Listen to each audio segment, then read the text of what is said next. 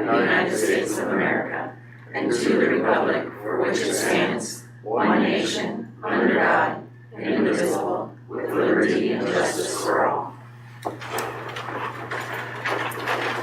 Welcome to the Moines County Supervisors meeting, October 7th, 2025. Is there any changes to the agenda? I have none. Hi, Shane.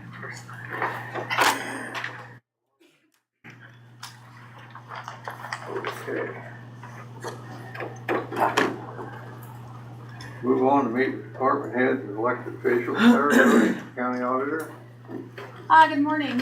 It's election day, so it'll be a long one. So just plugging along, getting things ready for the city school. We will have results at the end of the evening, so I will get to work on getting canvas done. We'll hold the canvas on Thursday at 9 a.m. in here. So just keep them busy. Okay, thank you. Yep. Okay. Brandon, how's the IT department doing? Doing good, keeping busy, just getting in the swing of things and Okay, busy. okay, thank you.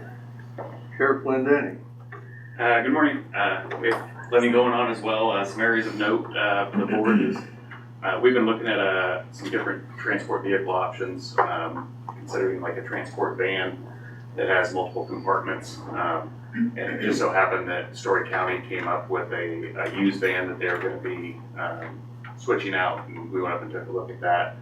Price seems very fair on that, so we're going to move forward on purchasing that van. That'll allow us to transport in 3 different compartments. So if there's males, females, people at different levels, then we can have them in different compartments within that van. It'll help on court service days down here where we're constantly running back to the jail and getting back for court. And that way court's not waiting on us to that extent. So we're working through that process. This Saturday, 34 Raceway has their track or treat. It's a drive-through event, always well attended. We'll be out there. Stop out and see us. If you have kids, dress them up and come see us. The jail this morning was at 74 adults. We have 4 adults out of county, plus 1 juvenile. A lot of movement happening. 1 leaving for treatment today, 2 waiting for prison, 4 waiting for the residential facility, 1 going to the residential facility. A lot of things happening out there as well. So, but 4 out of county, 4 adults out of county, and 1 juvenile isn't too terrible for where we see it in the past. Well, I'm not going to say anything about juvenile. Last time it went out. We're in good shape on that. Sounds good. Rodney Gleasner, maintenance. Good morning. Had a safety committee meeting last week. Looking at working on the active threat drill again for probably next spring. We do those every other year. Last time was April 24th. Didn't seem that long ago, but so we're going to start planning for that. Hopefully we can have that drill in the next spring. I'm also going to remind everybody to form a public health building. That information for those bid packets is on the county website. We have an open house again for those interested to walk through, to look at it, that's interested on bidding on it. From 11:30 to 1 tomorrow, October 8th, and then another one on October 15th, 4:30 to 6. And those bids are all due here October 16th by 3:30. Also still have a job posting listed, so if anybody knows anybody, can go to the county website, look at that job description and apply for the finance position. Okay, thank you. Thank you. Lisa, the county attorney's office. Good morning. We're keeping busy as usual. Terry's in jury trial today on a sex abuse case that we expect to last most of the week. We have been able to hire an administrative assistant. She'll be starting at the end of the month, so I'm very excited about not having to do accounts payable anymore. And then, so we'll still be searching for an attorney or 2. I'm going to a job expo at the law school in Iowa City next week, so hopefully we'll get some positives out of that. We did last time. That was how we met Cassie. So. Good. Okay, thank you. Let's see, starting back there. Chris Lee, Conservation. Good morning. We have our big Halloween on Saturday, so go to 34 and do the drive-through track or treat, and then go straight from there right on up to Big Hollow and walk around all the campers. Get the kids really jacked up on sugar. That ought to get them all the way through to the end of the month when they get more. So that's always a big one for us. So we're kind of getting ready for that. Had a work session with our board yesterday to go over some of this wind stuff. I emailed you guys the summary of that this morning. That's the long one. We didn't get out there until like 4:30 yesterday afternoon. But so we'll talk about that here in the work session. Okay, thank you. Jared Lasser. Keeping busy with land use. We have a couple of subdivisions out for review, including that we have a meeting with the zoning commission for a couple of those this evening. So we'll be in touch with you guys where things go with those. Apart from that, I don't have anything else to report. It's very busy. Brian Carter, Secretary of Roads. Good morning. Things are definitely moving along. We've got a culvert project to do on Tamer Road here before too long, so just a heads up, you'll see a road closure coming for that eventually here. We'll do a public release like we always do. There's a couple gravel roads down there people can use in the short term, so it'll go okay. But I did meet with the Mediapolis City Council last night, meeting with another group up there the next couple of days to discuss their issues they have at kind of that old 61 in Mediapolis Road area. They're having some congestion there now that the traffic patterns have changed in the mornings and in the evenings. So, but last night we mostly discussed the possibilities of some speed limit stuff in that area. Not a lot's going to change in the county. I think what we're going to do is put up a 45, which the DOT has already put up a 45 mile per hour sign. They just don't have the authority to put that sign up. So anyway, there's a sign to the west of the interchange. We're going to add some 45 right there. The city council is then going to let that extend into their city limits and ultimately make it a 25 before you get to the bakery, flour barn area. If you're familiar with the back road into the grocery store, the truck stop area. So if you're familiar with that area, there's going to be some speed limits showing up in that vicinity. I'm guessing there'll be some enforcement also. They'd like to see people blowing down before they get to that active area for people to be right there. So we're working with them just to make sure that all of the paperwork by both entities, so I'll run a resolution for you guys sometime probably in the next couple of weeks when I have some time to work on it. They've got to do some ordinance stuff on their side for speed limits. We'll just make sure it all matches up so that when it's enforced, it's all legal. So other than that, there's plenty of things going on, but I think that's the high point, I guess. Oh, I did get hit up. Jim and I talked briefly. It also came up last night about there's no sign. So if you're coming from Burlington heading north, there's no sign for Mediapolis at the interchange at the moment. And I know why, because the permanent sign will go up when construction's done because of all the lane closures and stuff in that area. I have emailed the DOT and asked about getting a temporary sign, and that was met with a resounding silence. So I don't know if we'll get anywhere on that or not, but I'll communicate again. I've got 2 or 3 other topics of silence on their site also, so I'm pursuing a lot of silence at the moment. But either way, things are moving. Okay, thank you, Brian. Did I miss anybody? I don't think I did. Okay, moving on, correspondence. I had none. I had Do you have any correspondence, Shane?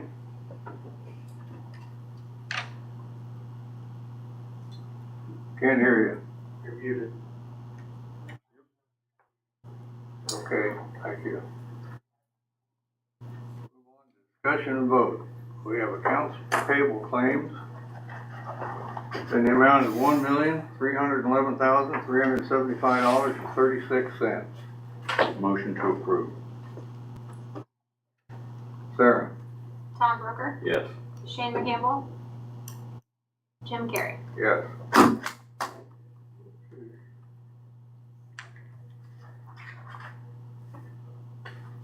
Okay, now we have a domestic violence awareness month proclamation.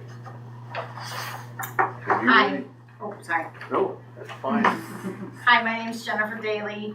This is Crystal Yoder. I'm the Domestic Violence Services Coordinator, and she runs Journey House. It's located here in Des Moines County, as well as the Housing Coordinator. We are with Domestic Violence Intervention Program and Rape Victim Advocacy Program. October is Domestic Violence Awareness Month. We handed out a few flyers here. We've been busy with proclamations in all of our counties. We have a big event going on tomorrow to support victim survivors, which is Shop for Shelter. We will be located at Hy-Vee on Angular Street. There will be people from our organization there with lists of most needed items for victim survivors. So if you're out and about and want to support the cause, please stop by and see us. There are several other events going on. There's QR codes that are on here that you can scan, and we have some extra ones we'll leave behind if people want to look at this. Some stats are, we have, there's 1 in 3 people that experience domestic violence throughout their lifetime. And on average, it takes a victim 7 times to attempt leaving before they actually leave their abuser. In Des Moines County for fiscal year 2025, in Burlington, there were 321 reports of domestic violence. Total individuals served was 341. We provided 3,111 services, and we invested 4,322 hours in that calendar year for domestic violence services that we offer, which is safety planning, emergency sheltering. We have a pet shelter at our emergency shelter located in Iowa City, so people are able to take their pets because a lot of times they will choose to stay in a domestic violence situation because out of fear of not being able to take their pets with them. So that is unique to DVIP and RVAP. We offer campus support with law enforcement, medical and social services. We offer community education, technical assistance, and prevention education. We have volunteer opportunities. If anyone feels called to pursue that, we can certainly get you the information you need for that. And then we also offer a 24-hour day, 7 days a week crisis line where we are reachable. There's always someone available. So we thank you for your support. Thank you. I'm going to read this. Whereas domestic violence, dating violence, and stalking affects people in all racial, cultures, and economic backgrounds, causing long-term physical, psychological, and emotional harm. And whereas 1 in 3 Americans has witnessed an incident of domestic violence, and children who experience domestic violence are at a higher risk for failure in school, mental illness, substance abuse, suicide, and may choose violence as a way to solve problems later on in life. And whereas domestic violence in rural communities exists as a hidden, silent, and often unrecognized crime that is often underreported, and whereas through the inspiration, encourage, and resistance of victims of domestic violence, their children, and advocates, our communities are learning to recognize the importance of the violence in the home and within intimate relationships.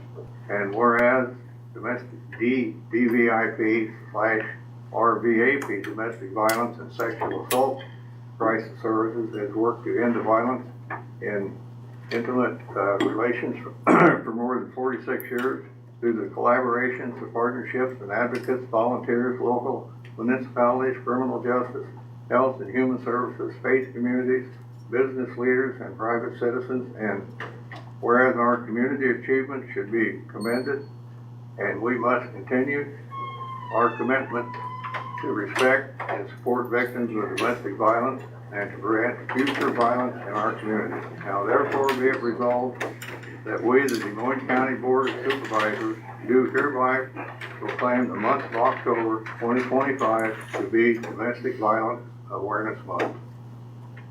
Motion to approve the proclamation.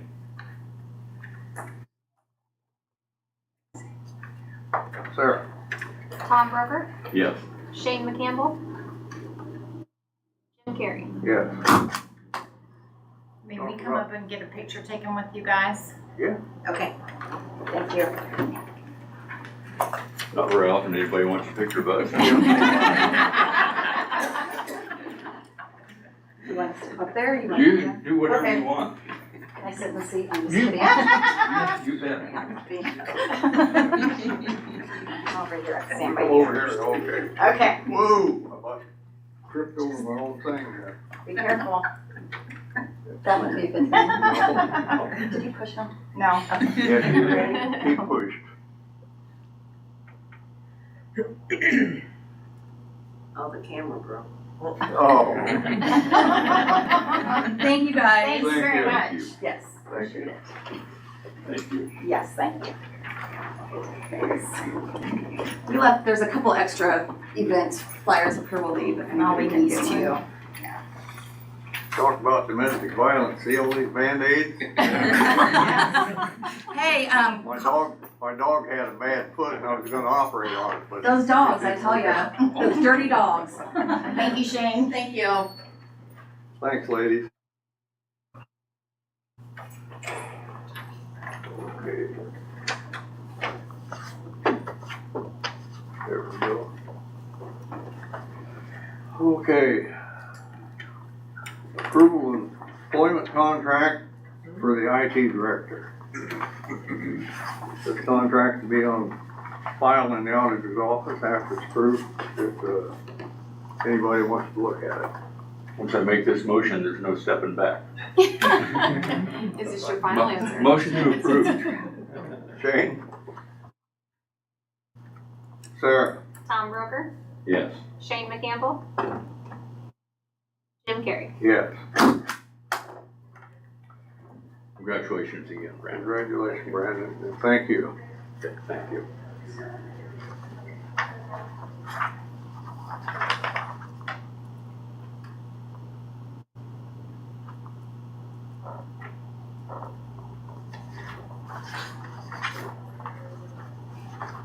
There we go. Okay, now we have personnel actions. We have one for the correctional center.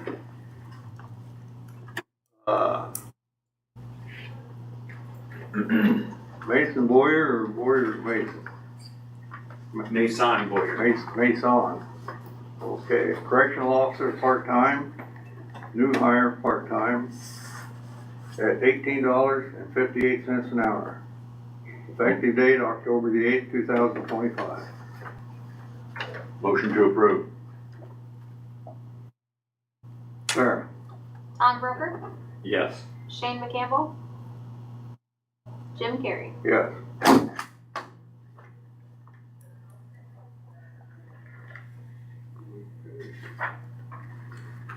Then we have one for DESCOM, telecommunicator, moving to step C after 2 years service. New rate, $28.16 an hour. Travis Oliver, yes. Second. Sarah? Shane McCampbell, Tom Broker, Yes. Jim Carey. Yes.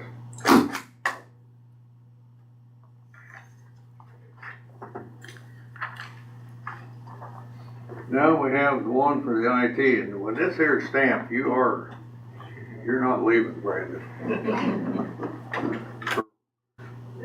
Brandon Mermat, IT Director.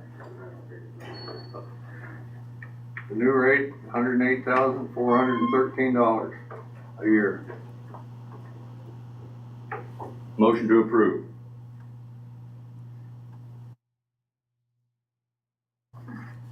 Sarah?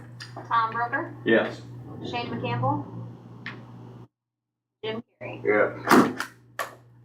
Brandon, it's really official now, so you're stuck with us. Sounds good. Okay, now we have reports. We have the recorder's report for fees collected September 2025. These will be in the auditor's office for reviewing at your own discretion. We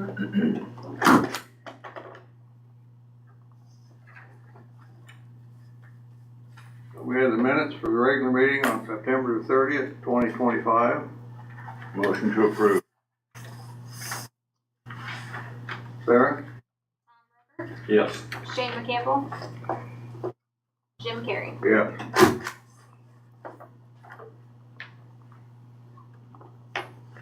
Okay. Is there any other business? I have none. I have none. Future agenda items? I have. Thursday's meeting, just don't forget. Thursday's meeting. Oh, Canvas, Canvas Thursday. Oh, I missed that, okay. What, 9? 9, yep. Okay. To write that down. okay, committee reports. I had none. I attended the Des Moines County Safety Committee, and the county experienced 0 recordable accidents over the last 4 months we went over, so That's good. everybody makes it home safely from work, and that's great. That's all I have. Okay, public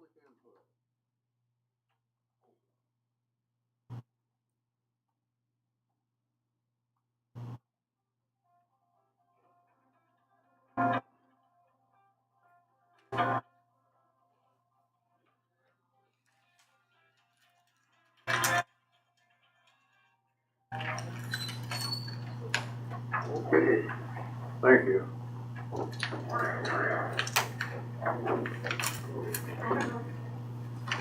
Okay, time for public input. We'll give the public 2 minutes. Call 319-753-8203 extension 4 or email boards@dmcounty.com. Meanwhile, is there anybody in the audience that has anything to say?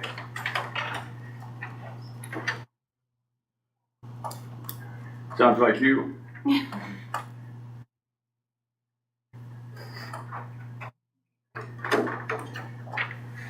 I will mention that we interviewed for a new motor grader operator position. I should have personnel action for you. Forgot to mention that earlier, sometime the next week or so, maybe the next meeting.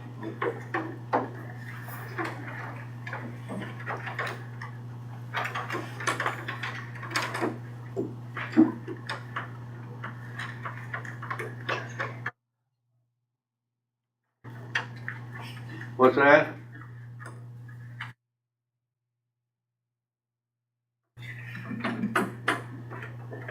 Plus,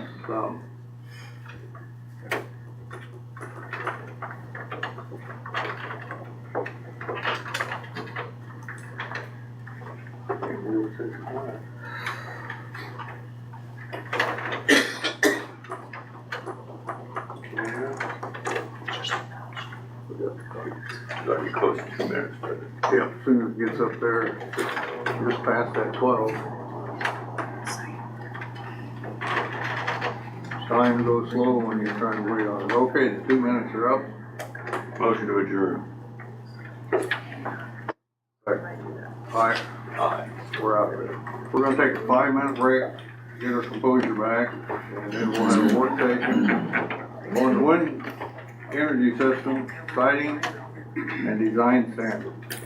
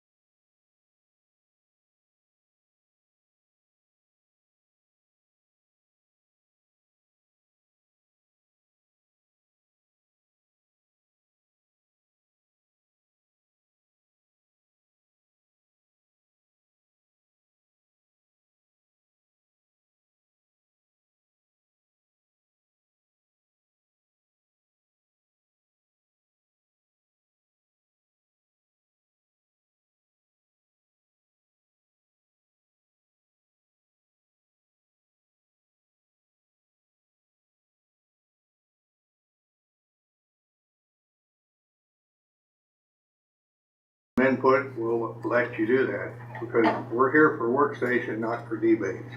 Okay?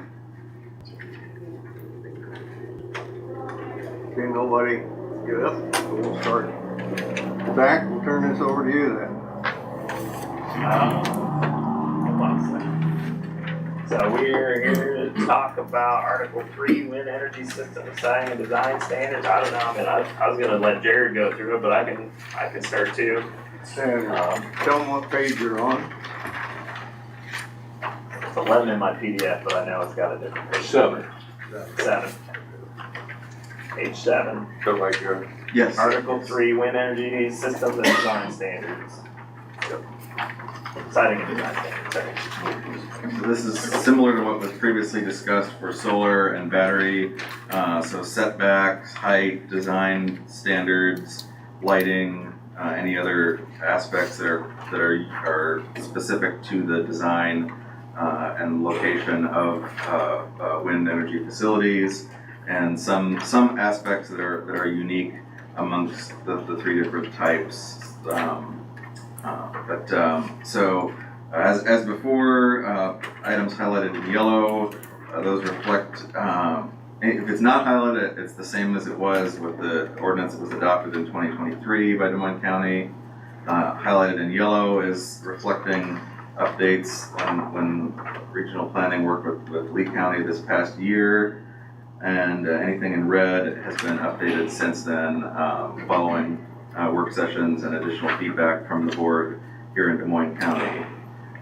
So to start out, there's just the one addition under B1B, the lowercase b, is simply a statement here that was implied initially, but this just makes it clear that the requirements in this section for setbacks apply only to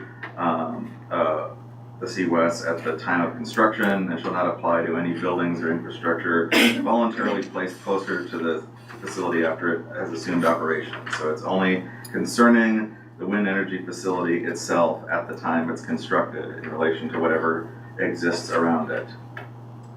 And then, so for section 2, that is the table of individual setbacks for particular buildings, properties, etc. And so for the occupied dwelling, those, let's see, it was initially 1,800 feet for non-participating properties.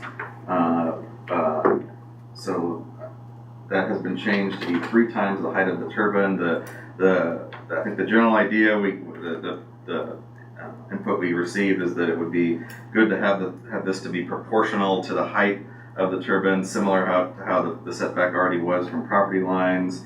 And overall, I'm satisfied with most of these. I would like to make a change to that one.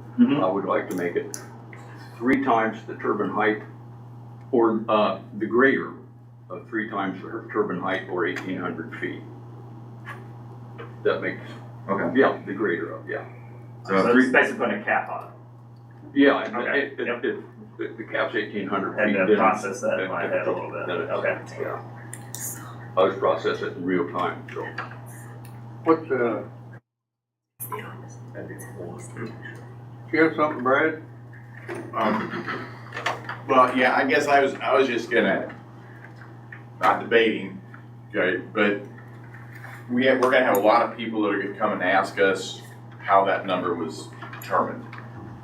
And so I guess we're curious on, with the safety data that we have, with the manuals, with the known fields, with all the stuff that's happened, and everybody knows all these types of things. I'm kind of curious how that 1,800 feet was, how you came up with that, because we have to explain that, and I'm sure you're going to explain to a lot more people than we did, because you're getting more calls than we are. Probably.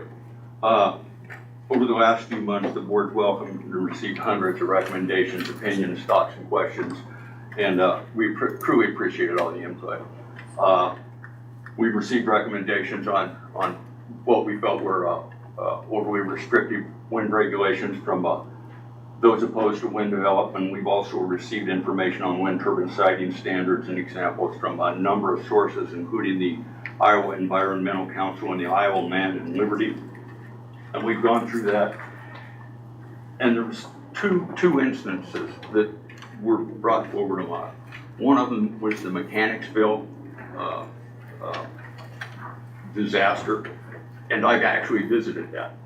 It was 2 turbines, and there were 3 lightning strikes. So there were 3 fires, and they scattered fiberglass debris up to 1,500 feet. And when we went up there, well, the county engineer went up with me, and so when we got up there, there was 1 turbine still in the air. One turbine was up for months before it was taken down. The other turbine was up. They were up in the air. They were blowing fiberglass. They were still doing. When we were up there, I think it was 2 years, close to 2 years before they ever got them taken down. And it was terrible. They had all the fiberglass debris. It was into some of the crops. It was been tilled into the soil. It was ugly. It made a big difference to me when we got the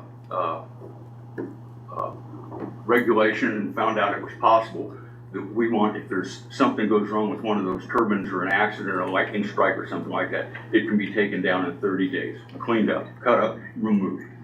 That makes that a lot better. The 3 times the turbine height, and that was mentioned, you know, how high the turbines could be, you know, 750, whatever it might be.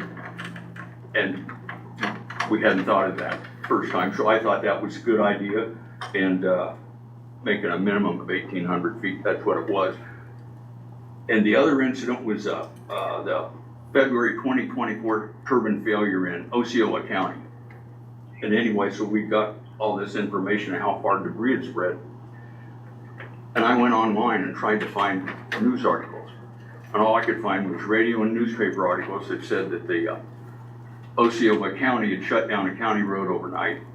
And there was no reports of damage or debris in the road. I even went and went to artificial intelligence, what little I know about that, and asked it. And it basically told me the same thing, except it popped up. It says, you know, that there's a group in Woodbury County, I believe it was, an anti-wind turbine group that had posted this with that information on it. And since it's a Facebook post, I'm not on Facebook. I don't put quite as much credence in that, and so I have no idea whether that's little pieces of fiberglass or.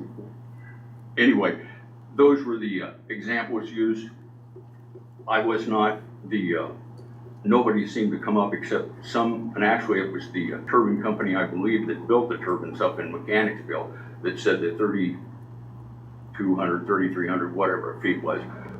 I didn't, that, we've taken hours of people talking to us and had to sort of pick what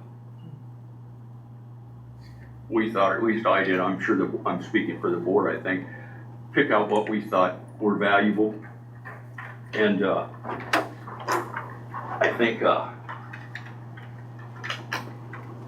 the important thing is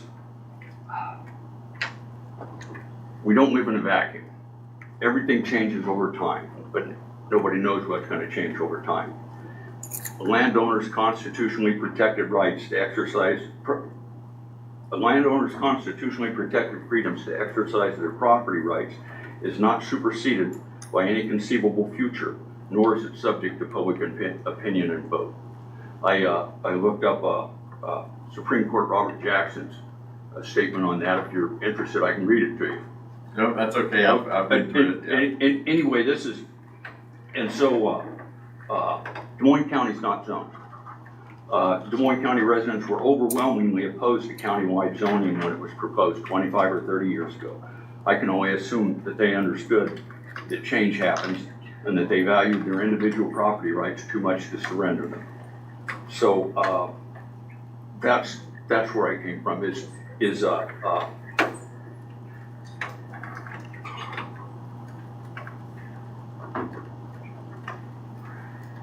Our intention at least my intention, I think it's the board's, was to draft an ordinance to narrow the property rights of participating landowners in order to ensure public safety and to guarantee indemnification for any damage caused to adjacent properties.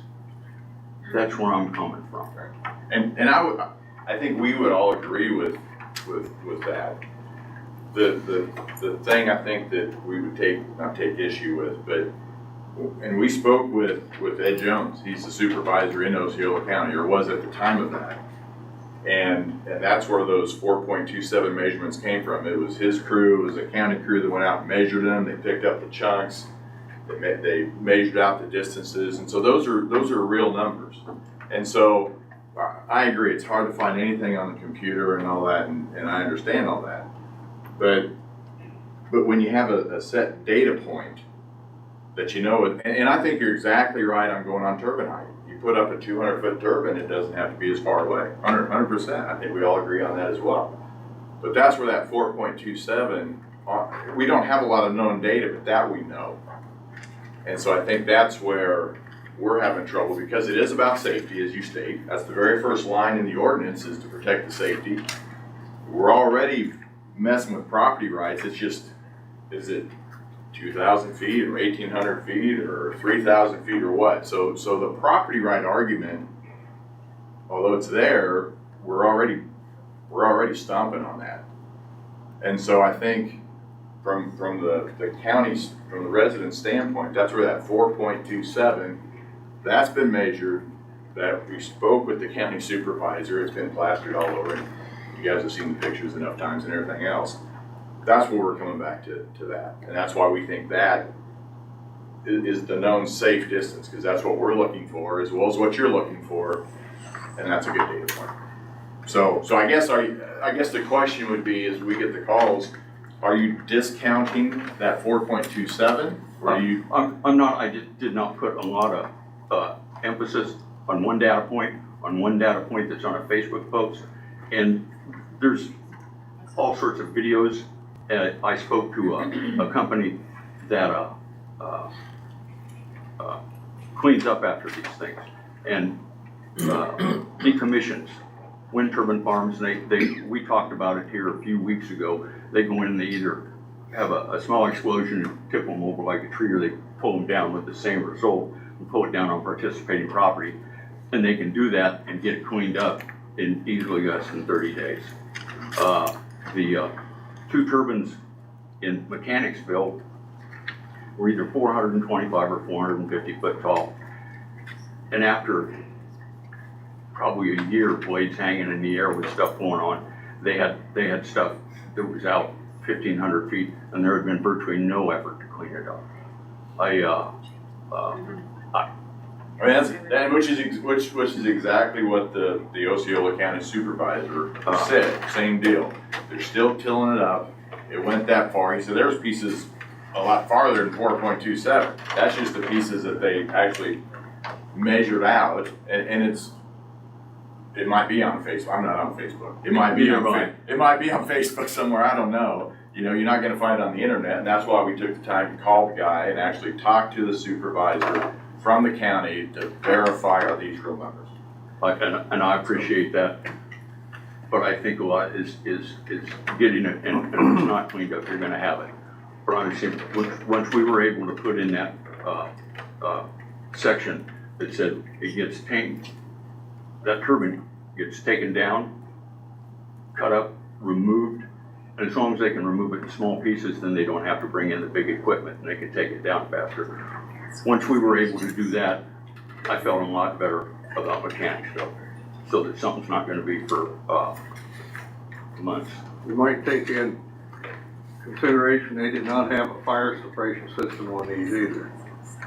And they didn't have a shutdown, you know, when the fire suppression, it shuts them down and it stops the blades from flinging that stuff. So there's a lot to take into consideration that Mechanicsville didn't have. Theirs was more of a test type. I understand it was on a cement tower. What? Well, one of them was cement, was a cement tower. The other was metal. Well, and the Osceola County was a break that went bad. And so it wasn't flinging for however long Mechanicsville was. It was pretty much immediate, and they got shut down, but it was the break that went bad, it was throwing the fire, and the fire got suppressed, I'm sure. But by the time that happens, you have stuff on the road, you have stuff in the neighboring property and all that kind of stuff. And I know there's things in there, and we'll talk about dirt and all that kind of stuff. But again, if you know that distance is there, whether it's a prototype, it's on concrete, it's on a pole, something this tall can throw things this far. And we know that. We know that. And so that's kind of our issue is it's not a calculation. It's not a, well, this might happen. Well, we can try to prevent as much as possible. Yeah. But we all know things that are engineered fail. So this will happen. They're that tall, pieces can go that far. That's just a major fact. So it's hard to discount what people have walked out and looked at and measured.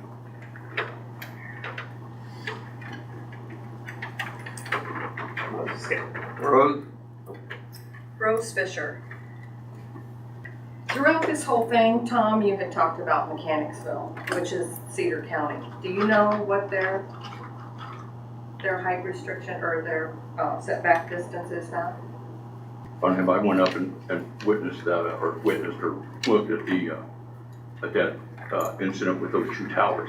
I have not been in contact with them. So after that incident happened, they amended their ordinance and increased their setback distance to 2,500 feet.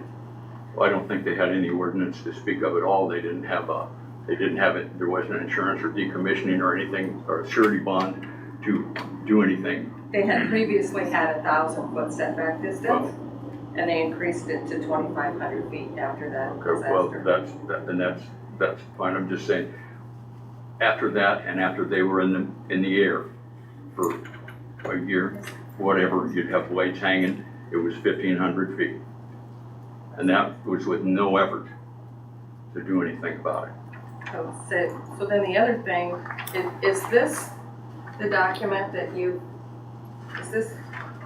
I truly can't see it, Rose. What is it? Well, it's from the Iowa Environmental Council. So I'm sure that's the document we've got that goes through those. We've got another one from the Iowa Land and Liberty, and we might have been given a third one. I don't remember. I'm just saying we've looked at this from advocates for and against wind turbines. Okay, I just want to point out that there's no date on the article, but the date of October 2019 is in the file name. Some of the data they reference is back to 2017. And since that time, I went through and I looked at the counties that they referenced, and almost half of them have amended their ordinances and increased their setback. Okay. Okay, let's move on. We're gonna move on a little bit first here. Because we're getting too much debating going on here. So, no, we're gonna move on. I just want to ask a question just to clarify. So you had The greater. on non-participating properties 3 times the height or 1,800 feet. The greater of 1,800 The greater feet. of, yep, Or okay. 3 times the turbine height. Now there's some in there that also have a 2 times the height. Oh, that's Did you on wanna- participating Do properties. you want to see a minimum on those Yes, or just leave it as is?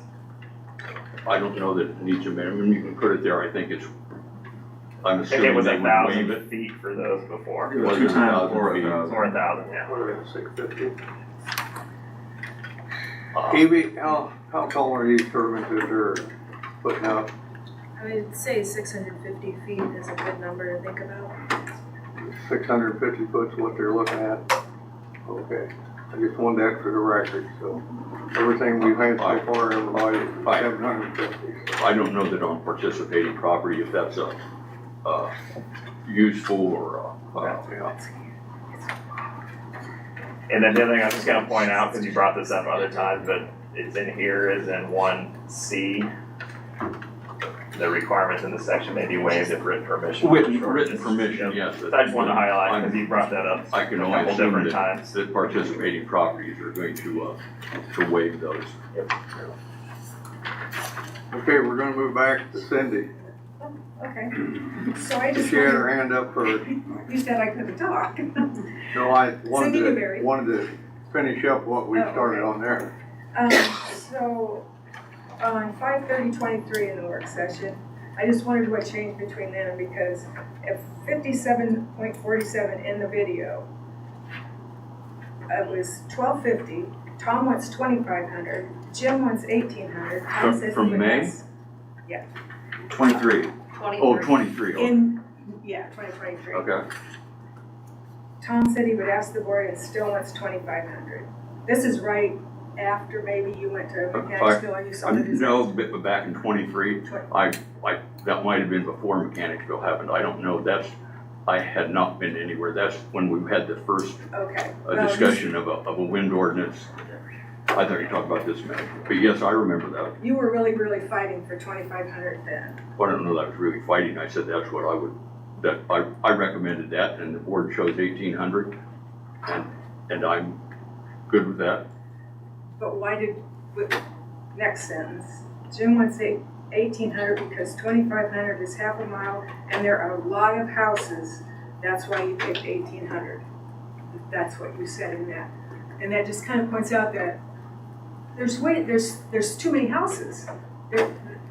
What are we in the populace? 16. We're 16th, the highest in the populace. In the state of counties, Yeah. we've If you got look at, 25,000 people in Burlington. What's that? We've got 25,000 people in Burlington. There's 7,500, I think, in rural residential. Well, and that's if you're not counting the other cities, not cities, but towns, Danville, Middletown, Minneapolis. For instance, one of the counties, Adams, has 3,000 people in the county. The whole county, including the city. So just the fact that, that it was said that there's too many houses, you can't make a setback because of. I don't remember that context. I truly don't. I remember the one. I'm not saying I didn't say it because it would be on video. I haven't looked at that. I remember that. I don't remember the conversation about it. But every county is going to do what it thinks is right. We have spent, and I know I'm speaking for the board. Correct me if I do. We've spent a great deal of time on this. I have spent more time thinking about this, agonizing over this, than I have on any other issue since I've been here to make this right. And at the end of the day, I think property rights are one of the basic freedoms, individual freedoms of the United States. Yes. I think that's extremely important. I am not, I would be willing to choose that over a number of things, but I want it to be safe.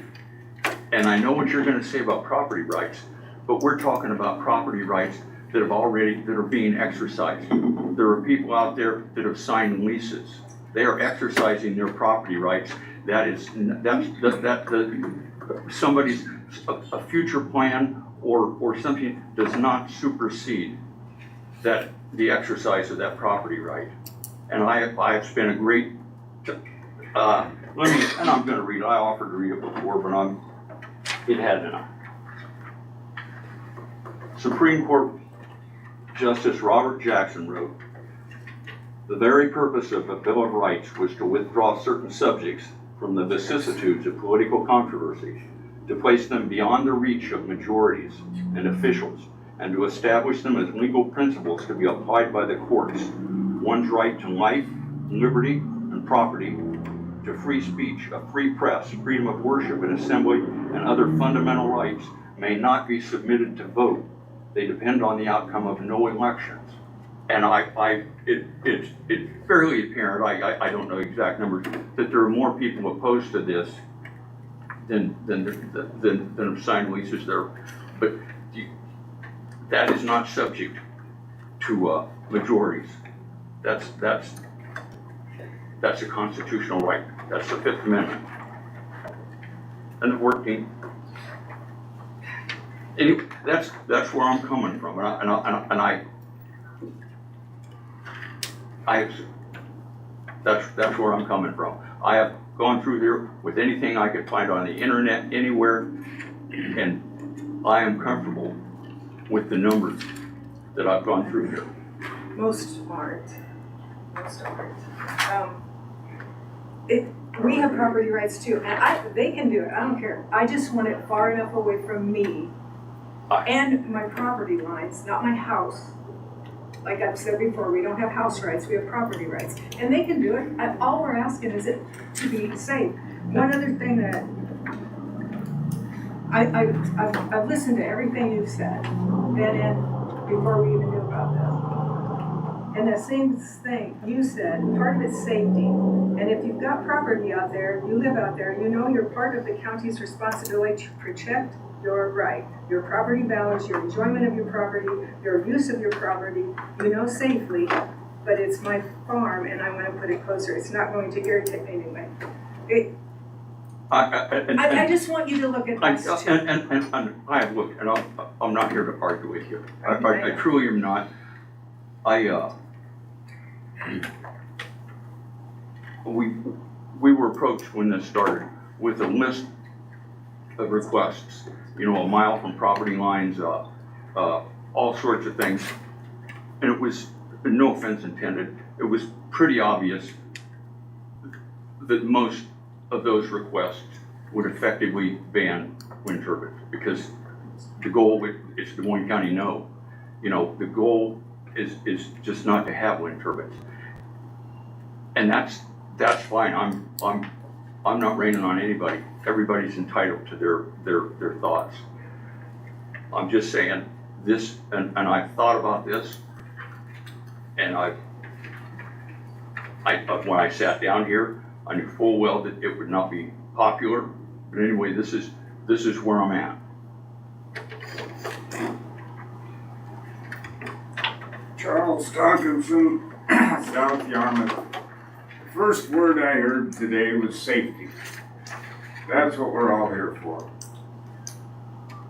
And that's why this supervisors exist.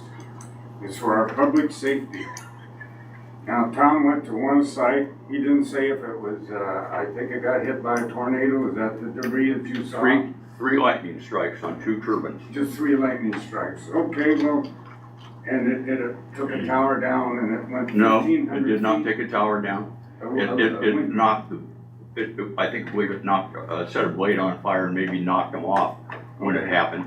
And then some of the blades were left up there. They were disintegrating 300-400 foot in the air and blowing around. But anyway, and it is safety. I said, our goal is to narrow those property rights. I don't want anybody to put a wind turbine up someplace where it's not safe. But just saying, you know, we're going to have safety, we're going to have them a mile away from everybody so there aren't any, and then we know they're safe because there aren't any. That's well, the people assigning the leases have exercised their property rights. How tall was this tower that you, I was it 650 feet? No, I think maybe 425, maybe 450 feet, okay, so something that's like that. going to be a little bit shorter then. So if you multiply it, it's about 3.5 times. Okay, now. But it was in the air for months, blowing stuff around. Okay, let me get to my main point here that I missed. You use the word cut up a blade or cut up the windmill, and it's going to be like an easy situation, and we're just going to come up and cut it out and haul it away.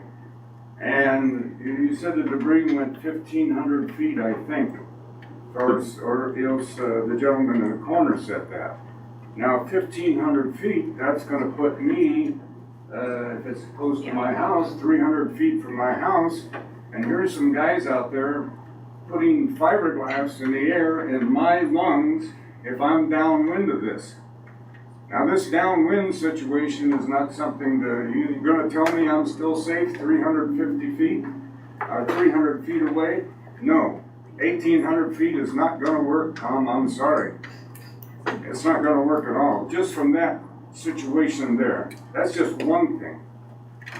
We had this, I sat through meetings in Las Vegas before, when they used to have above ground testing, and people used to get up and say, well, that's totally fine, everything. And sheep kept dying up there in Utah, and the next thing we know, we had 1 billion, and yes, debris does go through the air. Thank you, Charlie. And let's get back to safety and get back to a reasonable number. We're going too much debating, and we're here for work session. This is. No questions for a while. We definitely not. Give you more information of situations. Henry County, no, not now, after bed. Let's move on. We're not here for arguing or anything like that. I'm not gonna argue, I have a question about the chart. It'll end up in an argument right now. Let's move on. We've spent too much time already. I guess I'm getting a little bit irritated because everybody wants to argue about something. Let her ask a question about the chart.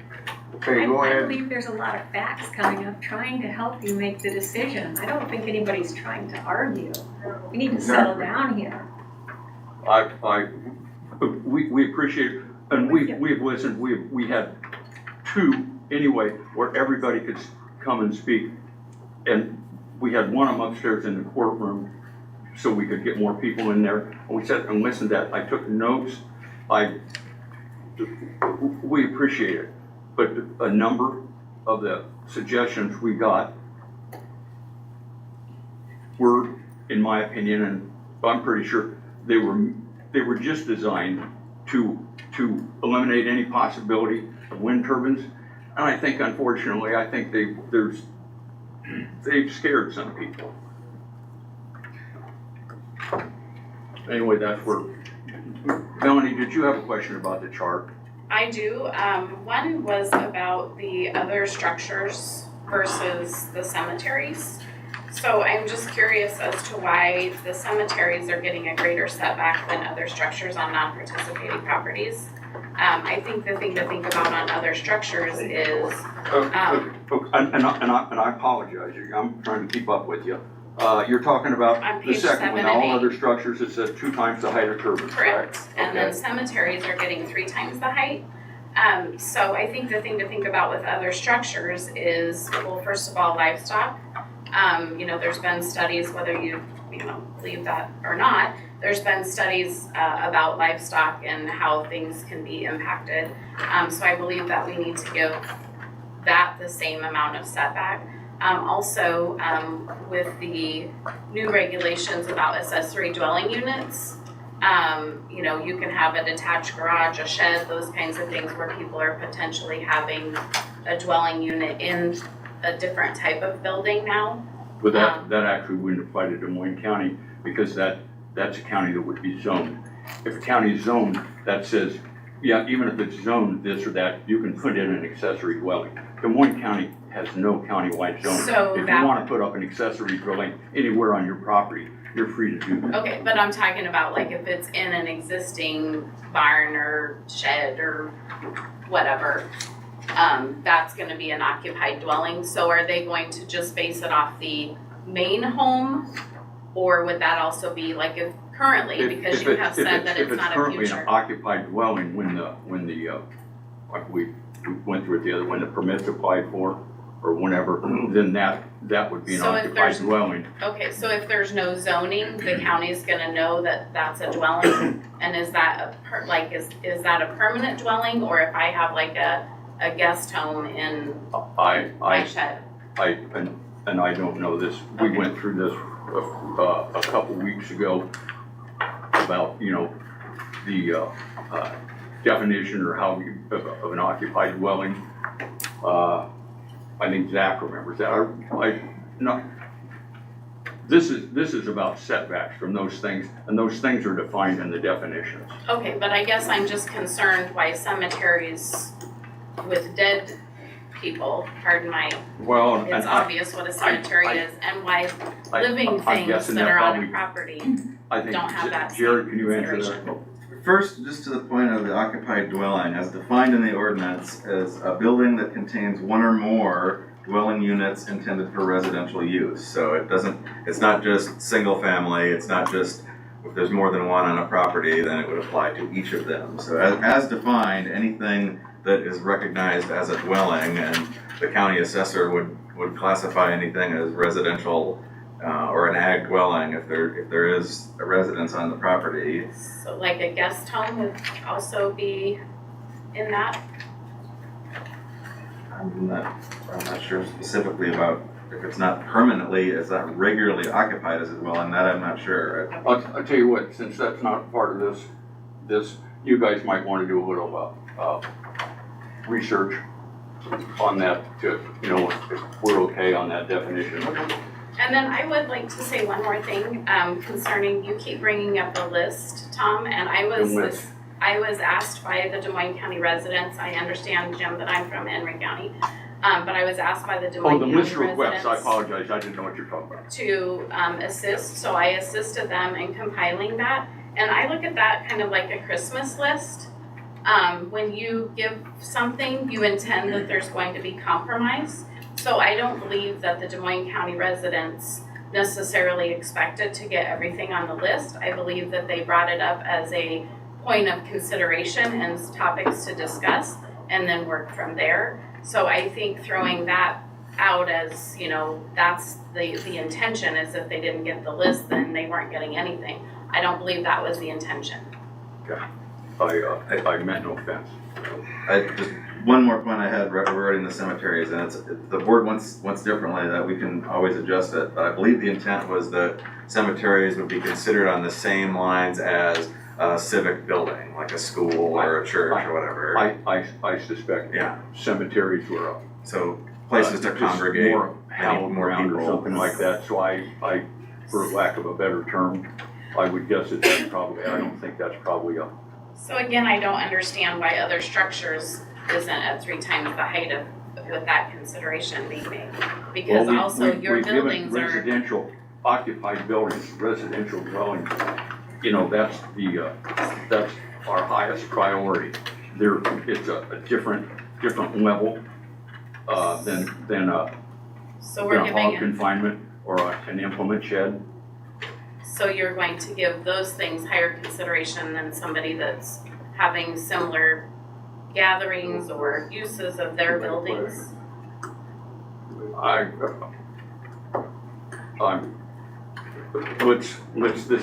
This is, Brad?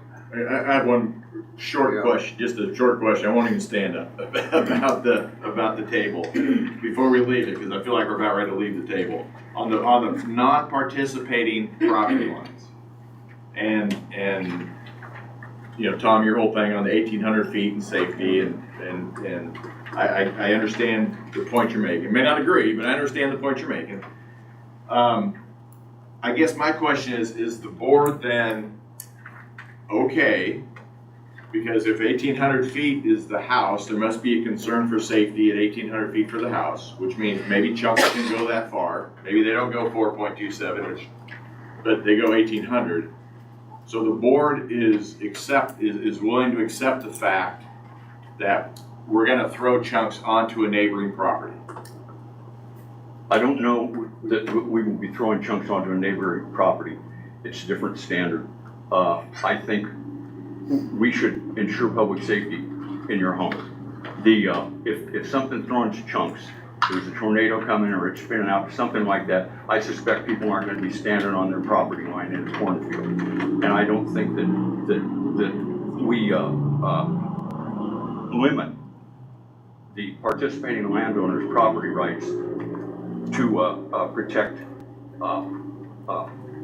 a field or something like that to the same extent. We have, however, we've made a requirement that any losses of those will be indemnified. So it's different. We're insuring that property.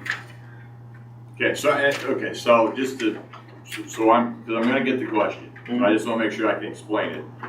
So, living in the house is different, that's a safety thing, that's 1,800 feet.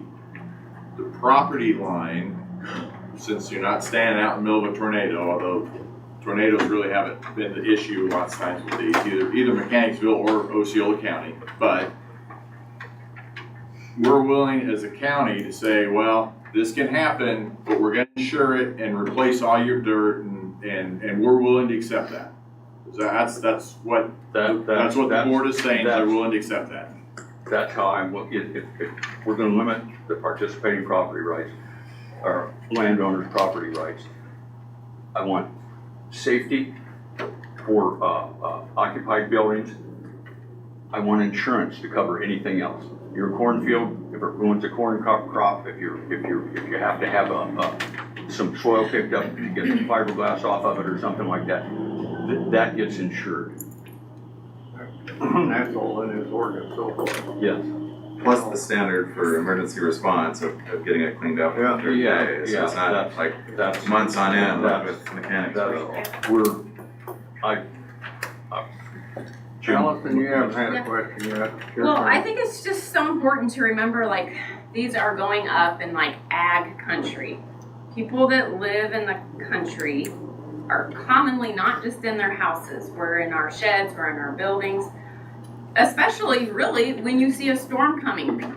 I mean, we've gone through this so many times where we're scurrying around outside to get things ratcheted down. You know, you don't want stuff blowing around, you got stuff parked inside, you're out with your animals. It's common to not be hovering in your house during a storm. I mean, these are farmers, we're outside. Like, I don't think you understand how much time people spend outside when you live on a farm. And you're in your barns, you're in your shops, you're in your sheds. Your barns have a different standard. But you're in there, it's where you spend your time, it's your property. I understand that. That's yeah, we've got to move on, we're never getting through this. So we done with the setback table and we move on to the next section? Yep. Okay. I have a question about the table still. Let's go through it. Would this not be the point where our input from the board for public conservation area would be on this table? Yes. We'll get to that. It's down a little. Well, it's down. Right now we're all other structures. We're 2 times the height of the turbine. Is that right? Okay, sorry.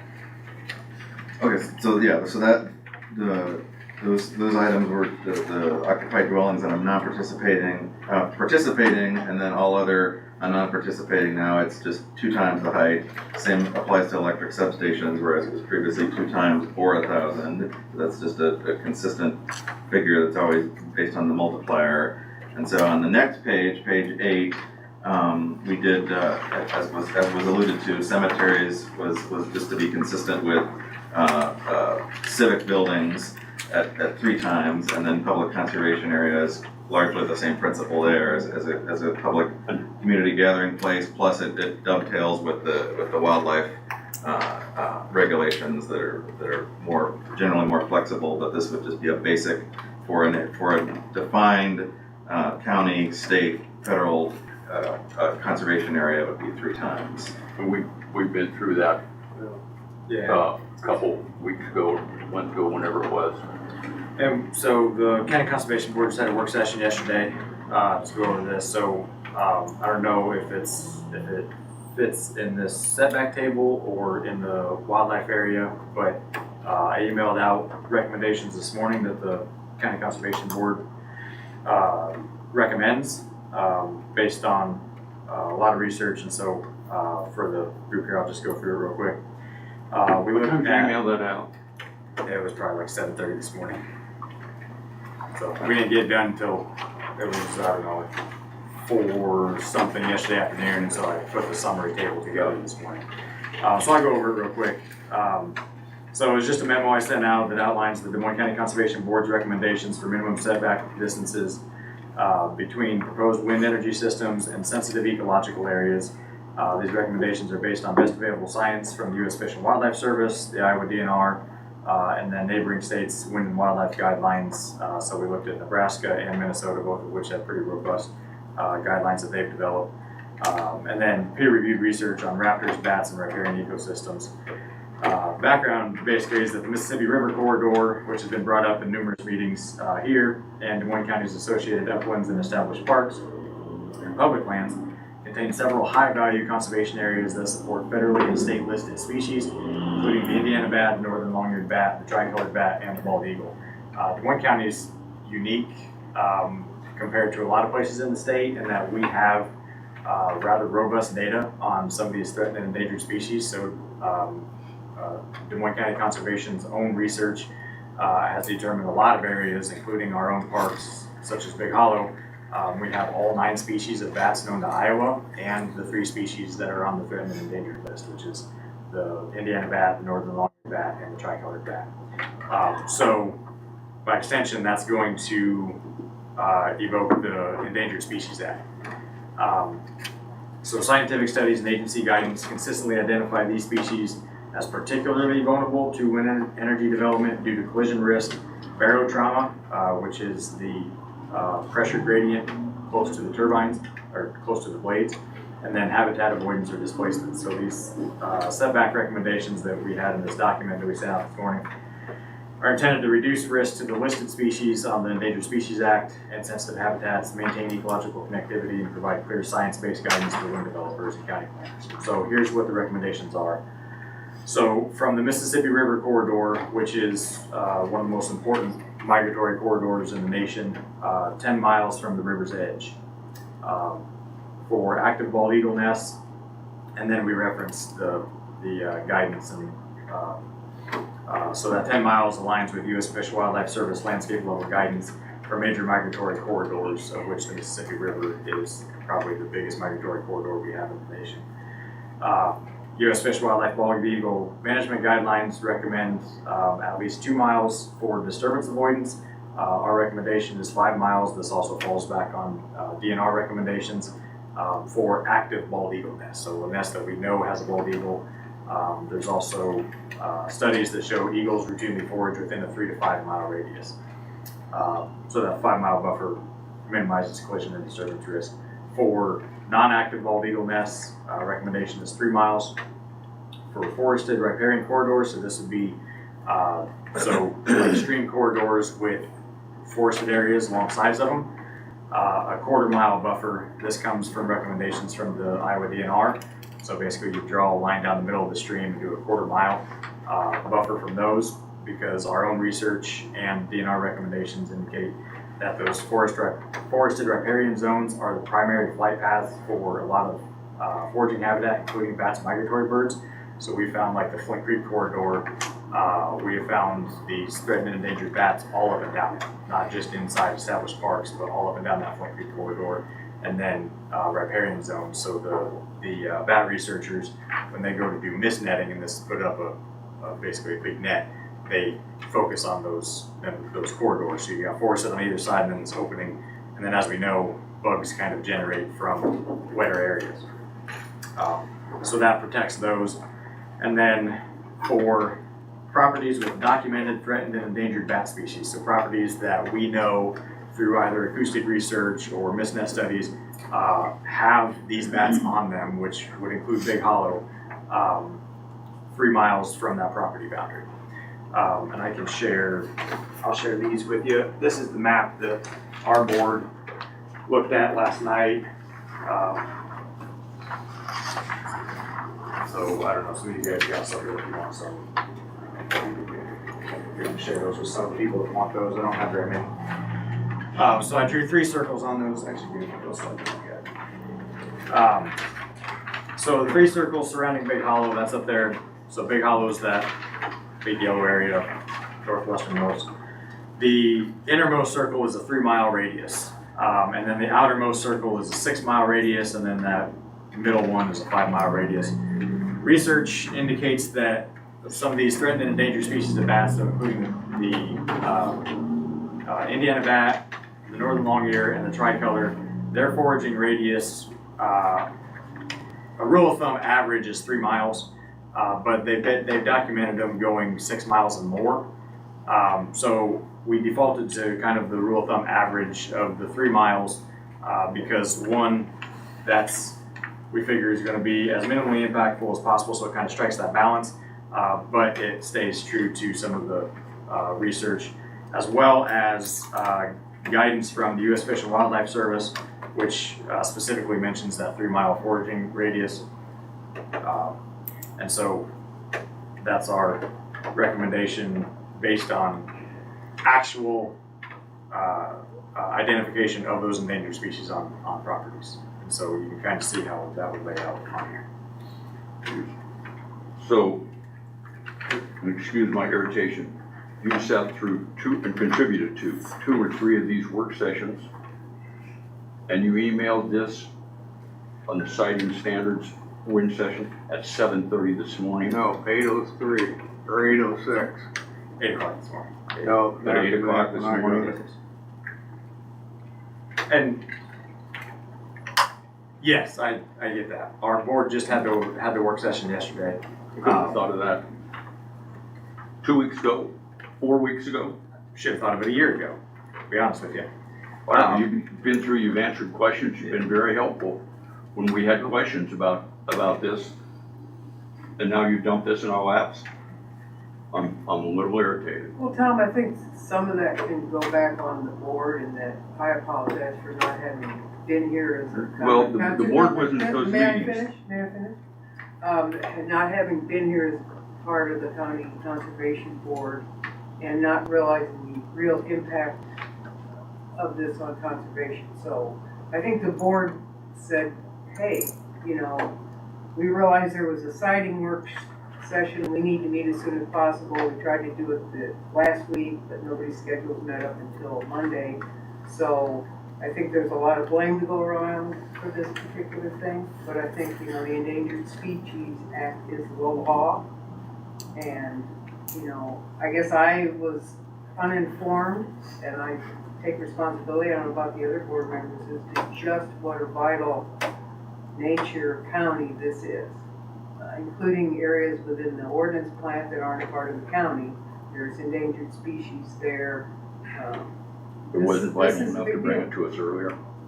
So my thinking earlier was that I would just count on the U.S. Fish and Wildlife Service to uphold their recommendations. It wasn't until here recently that I realized just how weak those are. And so that was when discussions with our board took place, and they decided they wanted to have a work session. Now, as we discussed in our work session yesterday, it is 100% the purview of the Board of Supervisors to decide what gets put in this ordinance and what doesn't. This is just a recommendation from this department. I apologize that it does come here very late, but this was as we had the information that felt we needed to come up with a formal recommendation to you. Take that back, you sent one at 7:32 and then another at 8:06. Both the same email.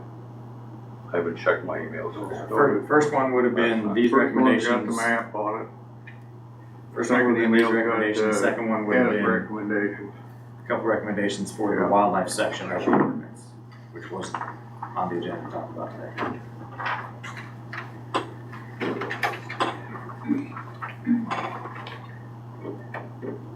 Like I said, I don't know if this is specific to put into this part of the ordinance, or if these recommendations should just get rolled into that wildlife section. I don't know. Or, yeah.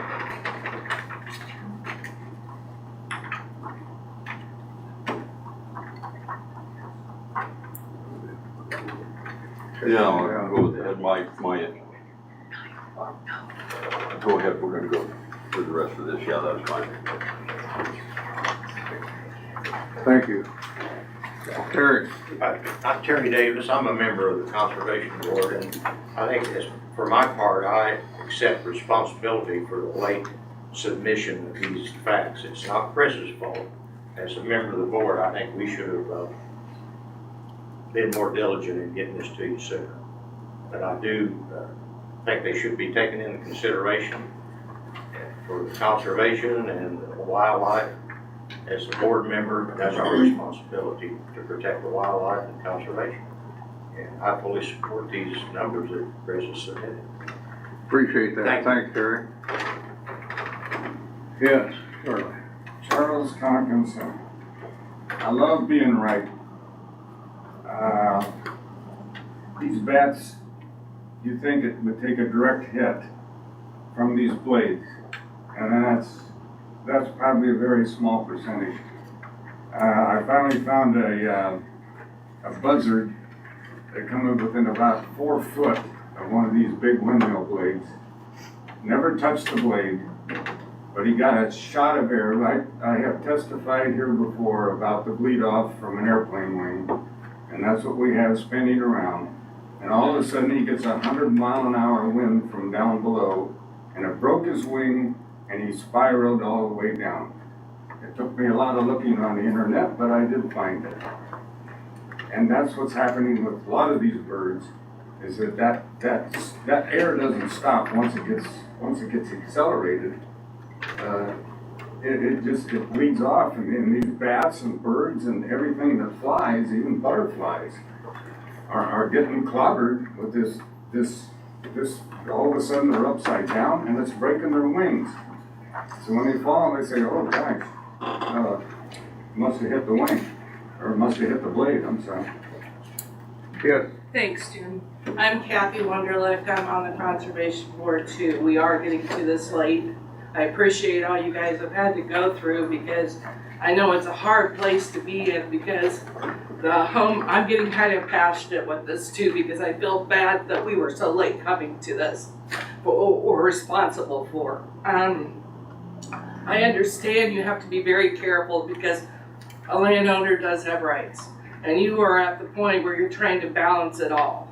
And I hope you will take in consideration this, even though it came late, as part of the consideration, because I know you have a heart. And if you make it too hard of a thing for somebody to be able to put it in, you got yourself in liability too, for the state coming in and saying you made it so nobody could put anything in.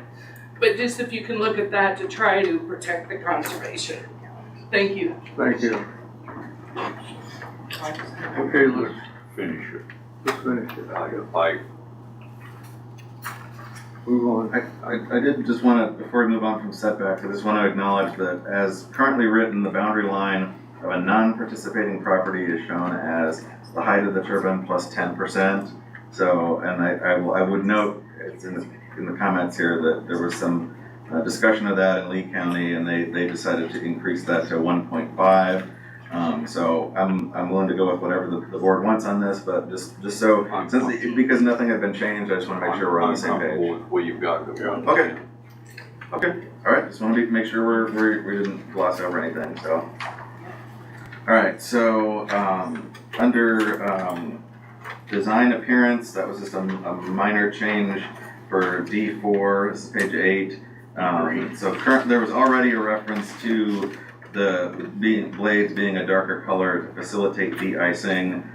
We just added or reduce wildlife conditions. Can I interrupt you? Maybe you know.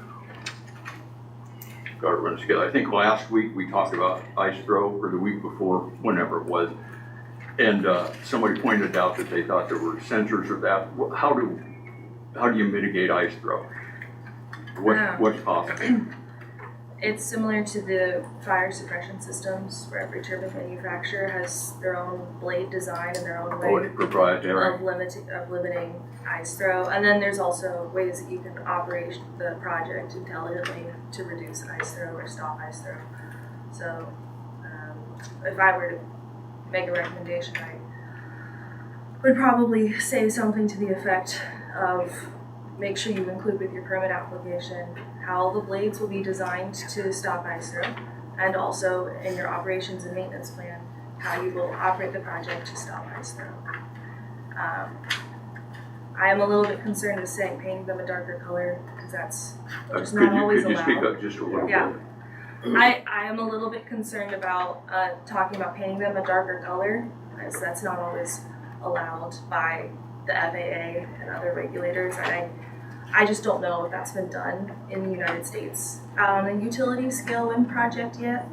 It might have been, I just don't know. So my preference might be that we leave it a requirement to say how you're going to stop it, but not specifically state how it has to be stopped. But they have, each wind turbine manufacturer would have proprietary technology to do that. Right, because all their blades are different. Sort of like the fire suppression system. Right. And the blades are designed so they won't throw ice? Yeah. a brief side note here since we're on that particular topic. So on page 28, section 8E, it's a section in green. This is under the plan, the site plan, or siting permit documentation. We did add a section there for. I apologize. Page 28, which paragraph? It's near the bottom. It's the one that's highlighted in green, 8E. Okay. So it's basically a list of items required for the operations and maintenance plans. I think it's consistent with what Edie just mentioned there. That Okay, the description of the procedure. Yeah. So that as part of the review process, they would need to demonstrate how that is being done to mitigate that issue. Yeah, I was curious about that last week. Are there sensors for the blades? I don't know, you mentioned it, I think last year, somebody back there mentioned it, that there's sensors for the blades. And so I just asked Evie, she said they have, each manufacturer has proprietary, I mean, it's their So own. can you not recommend blade sensors and they have to pick a turbine that has these things? Do some of the turbines have blade sensors? Some For do, ice some sensors, don't. I mean, You just said they do. some manufacturers do have that type of technology. Some have their own other solution. What are the other technologies? I email you the board and everybody can FOIA request it, kind of a specific list of each manufacturer and their technology, so you have a comprehensive answer. Okay, if you want to email it, that's fine. I don't want to give you a wrong answer. Okay. So moving on, back on page 8, so there's a section, we already had a section called lighting. I think this applies to the solar and battery as well, but it was adjusted to say reflection as well. So the first change, consistent with what we did with the Lee County ordinance, is where for the first regulation about the lighting being shielded and downcast, so as not to project onto adjoining properties. It had already said that exceptions may be made if that is necessary for compliance with FAA standards, the Aviation Administration, but we've simply added or any other state or federal agencies that may apply there. So it's not just limited to FAA. And then the last two additions here are both topics that have been previously discussed and have been recommended for the county to look into these. So the first one is that each wind energy system shall be equipped with an aircraft detection lighting system, subject to approval of the FAA. Once again, it depends on whether they will allow it, but as long as they do, we would then make that mandatory. And then finally, the no occupied dwelling on a non-participating property shall experience more than 30 hours per year of shadow flicker on the external wall nearest to a turbine. So those are both the first specifically regulating those topics there. So I don't know if anybody has any comments on that, but. No, I think we've talked about that. Cindy Newberry. On number 2, it says, subject to the approval of the FAA. What if they don't approve? Then what? I guess they won't have it. What won't have that? Yeah. They won't have the lights. Our ordinance then. So what will you have instead? Perhaps we don't know. No, they will have lights then. But it says each shall be equipped with, so then you just. Well, it's subject to the approval of the FAA. I don't have any idea why the FAA would say no, but they have that. Well, you can't require something that has approval by the federal government and say you have to do it if it has to be approved by them. Realistically, we'd only be looking at a situation if it's actually near an airport within several miles of an airport where essentially they want it to be on all the time, which is the way it's been standard up until this technology was developed. But as long as it's at least several miles away from an airport, presumably then they would not have any issue. So that's generally the scenario we're looking at, but as it's stated, it would just apply any time that they would not approve that, then obviously the county couldn't override that requirement. But in all other circumstances, the system would be required. Charlie?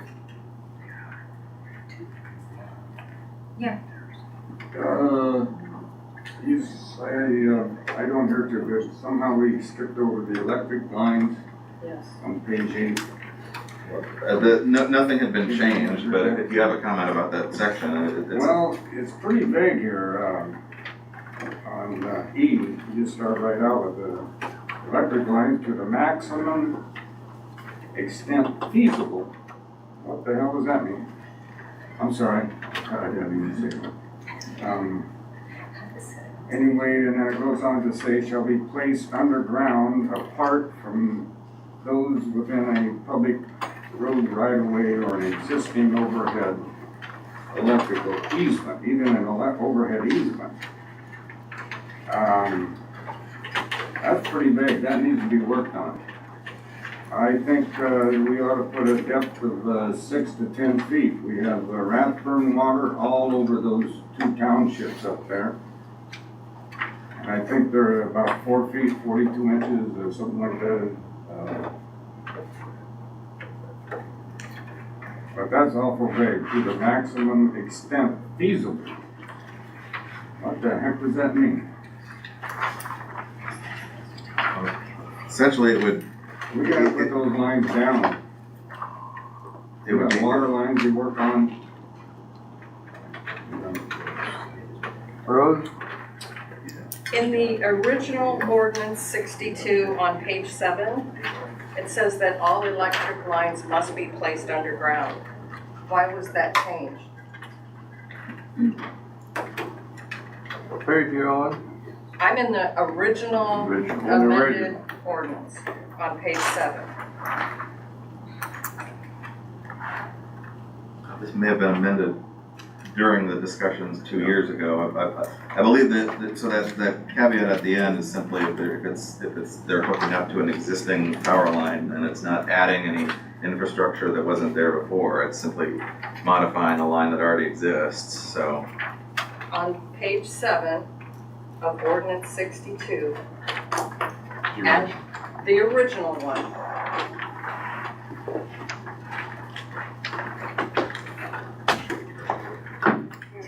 yeah.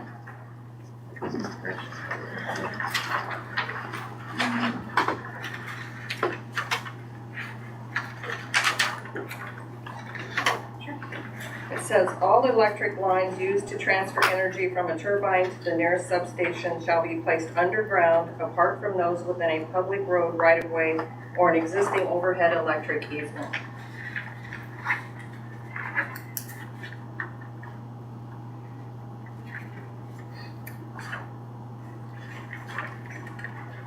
Okay, It Rose, looks what, like- Page 7, on the original one? yep. I got them there.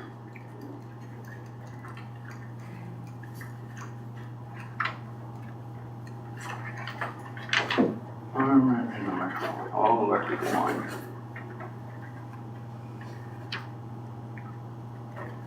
So what's that say now, Jared?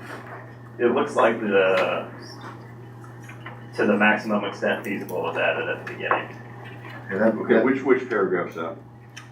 Page 8, E, electric lines. And most of the ordinance I reviewed had a depth E. of at least 6 feet. One is to transfer energy.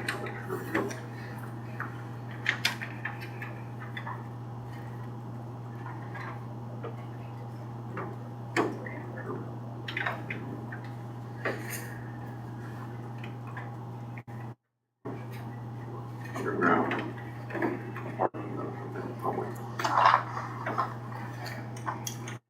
Goes right away on existing.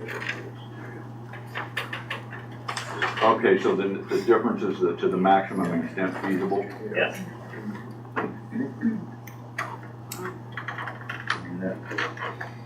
you want that first phrase that we had before, this would be. Well, it says apart from those within a public road right of way or an existing overhead electric easement.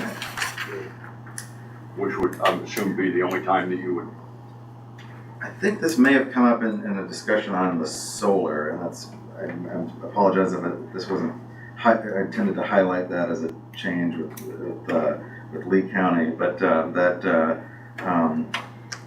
think there was some concerns with solar that might not be feasible in all circumstances. So if it makes sense to just remove that for wind, then I think that probably makes sense, because that's rarely going to be an issue like it would for with solar. So I'd be fine with taking out that passage there and just say the electric lines start from there. Just pull that clause. You're right.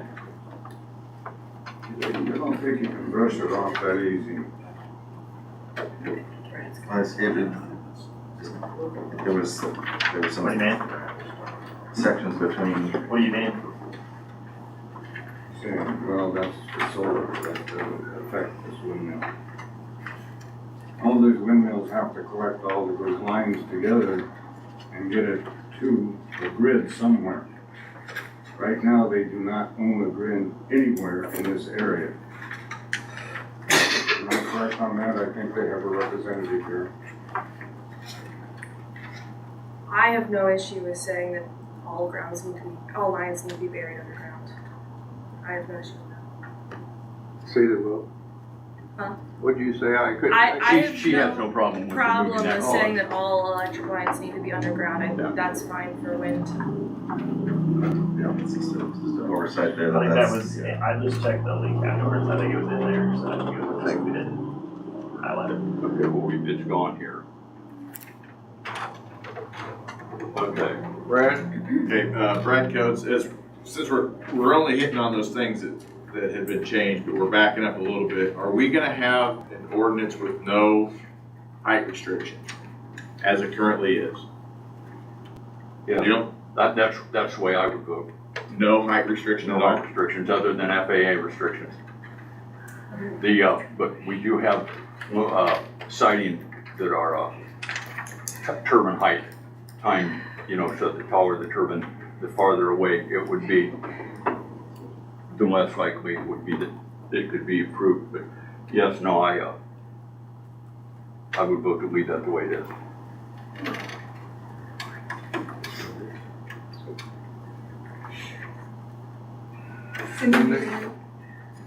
I think we need a height restriction, clear, way back when you talked in 23, the Met guy told you, you asked him how tall they could be, he said 500 to 800 feet tall. Don't you think 650 is plenty? I am well more acquainted with it than I was in 2023, I can assure you. Unfortunately, we all are. Yes, I don't disagree with that at all. If the state put a height restriction on this, CWS, wasn't it, they give them a rating to go 650 up to 750? State? I don't think the state has any requirement. There's There's no state requirement. They proposed a bill that had essentially a state ordinance that had,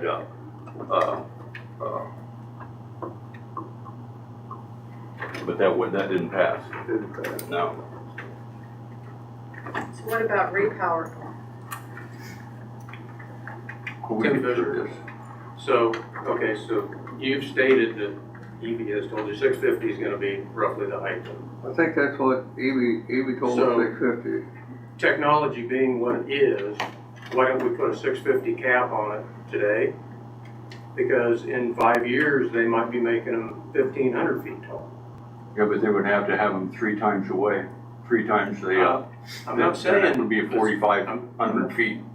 I'm not saying the ones that are in place right now, but if this gets through and more get permitted, they can set them back farther and go higher. I'm just saying, but if you set them back too far, you can't build. Can't build. That's like I said, the mile from the property line or the 3,300 miles from the property. 3 feet from the property lines, So that being said, is it then all that bad? makes it's unable to be built. Then you can't site them. I get that, but they could still go to 850, 900 in some instances. 850 might be a little high. Why don't we put a 650 cap on it now? That leaves it open, but then at least it limits how tall they can go without going back through this. Something to think about. We got OnlyFans going up there. Yeah, another thing in regarding to height, I don't have an opinion on height, but it does, we were kind of filled in with our resident bat expert, and different kinds of bats are at different heights. So the change in height of that may affect an endangered species differently versus a shorter one. Their testing only goes up so high with mist nests. They know some of them fly higher, so there could be a greater impact on an endangered species. I'm certainly no expert, but it's something that will be considered in the wildlife management, and I think, not to retrograde back to the previous conservation area setbacks, but it was my feeling, and maybe not the rest of the board, is there was specific language when you guys included the wildlife management, that there would be a list of stipulations from them. And as a board, that's when we felt we needed to make a specific recommendation, but the requirements were already in the proposed ordinance when you added the wildlife command. So that portion is not a surprise or anything, it's buried deep in some of the references. Thank you. Charlie? Okay, we got a, Charles Hawkinson. We got a total height of 650 feet, minimum 75. Give it about 575 foot, radius for the outside of the blade. We give it about a 15-foot hub there, just guessing. That's a 280-foot blade. I don't know how we're going to get that down the road in the first place. 650 should be a max. We got to do something at some place. And now's the time to do it. How are you going to get a 280-foot blade down the road? Especially in Pleasant Grove Township. That's not our issue. That's not our issue, absolutely. But Brian, that's Terry's out of rebuilding Brian's Road. Yeah. Let's excuse me, Charlie. Let's get through this. I'm counting on the conservation board, the conservation director, to send me information on the U.S. Fish and Wildlife regulations. And I don't want to wait 3 weeks on it.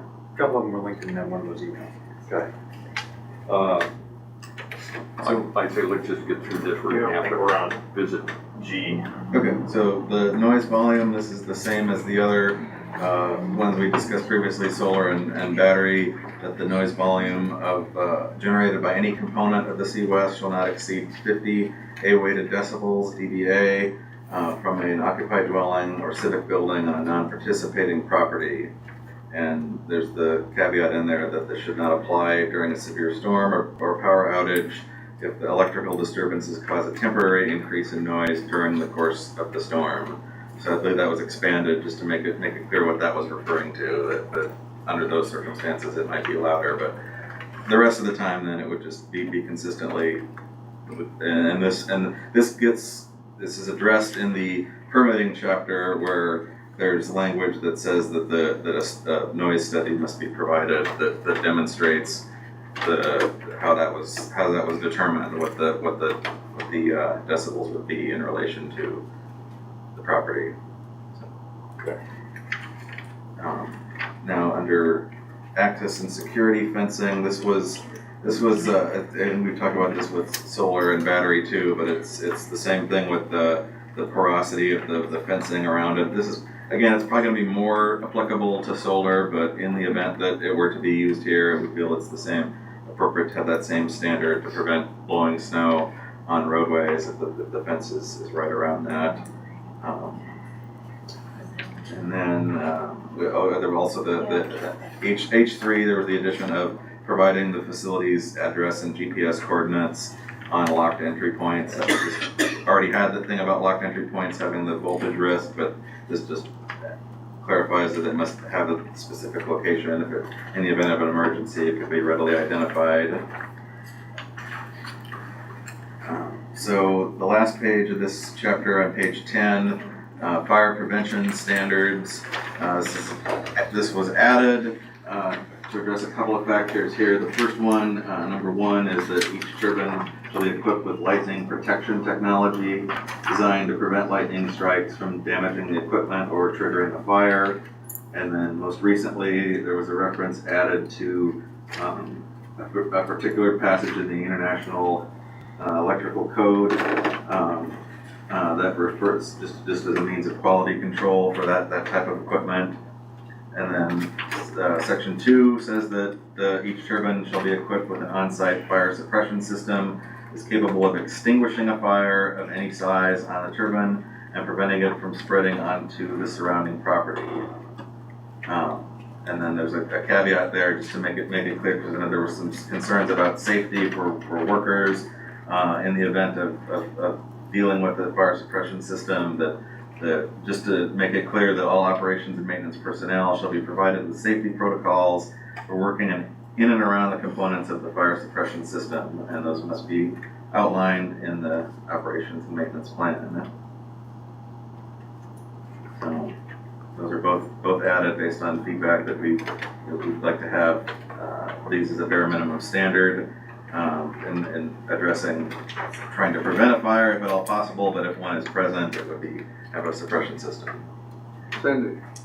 Need to back way up to number 3, with the no occupied dwelling on non-participating property. I think that all the other things should be added to that, like the civic building, garages. How far back can we go in there? Well, when you start talking. F3.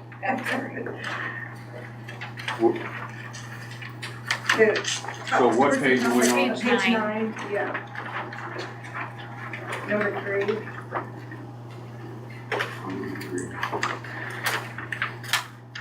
You with me?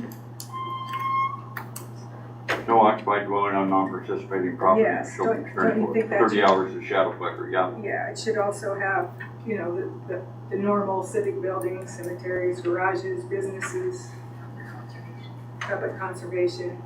Campers don't want shadow flicker for one thing. If you've not experienced it, it's really, really not fun. I mean, for consistency, I realize that we since it usually references both an occupied dwelling and a civic building, we can certainly put that in there. And if cemeteries is the same setback, then that's for the sake of consistency. Yeah. Civic building in there. I don't know that the What about cemetery doing worried enough? about shadow flicker. Conservation. What about having a instead of having no occupied dwelling, what about eliminating that and saying non-participating property shall experience that way? It covers all non-participating property, no matter what it is. I don't think it matters if a cornfield gets shadow flicker either. I wouldn't be in favor of changing that. You could add this civic building. It also impacts animals. Shadow flicker is very, turkeys, hogs, cattle, horses, both domestic and wild. It also impacts wildlife. I would leave it at occupied dwelling or civic facility.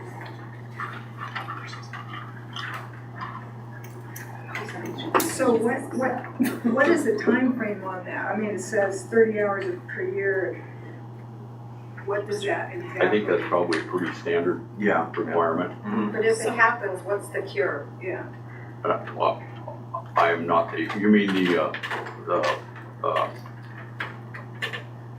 If it's more than 30 hours. if it's more than 30 hours, that would be I assume a violation. So who is the burden of proof on? So if I have shadow flicker on my home, I have to keep track of how many hours per year? I imagine that'd be the best thing to do. probably Jared right there.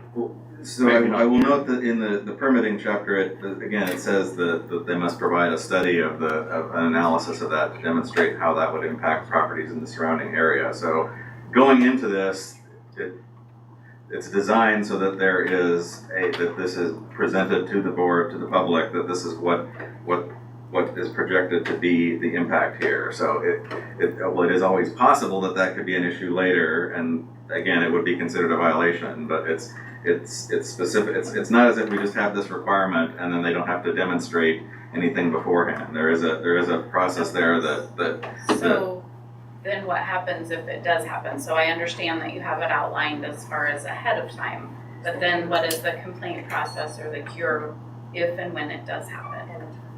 And the time frame for that, the resolution There will for be, that. I believe we talked about there being a contact number for the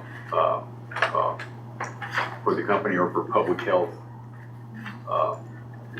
So the burden of proof, my concern is the burden of How proof it and should be then measured.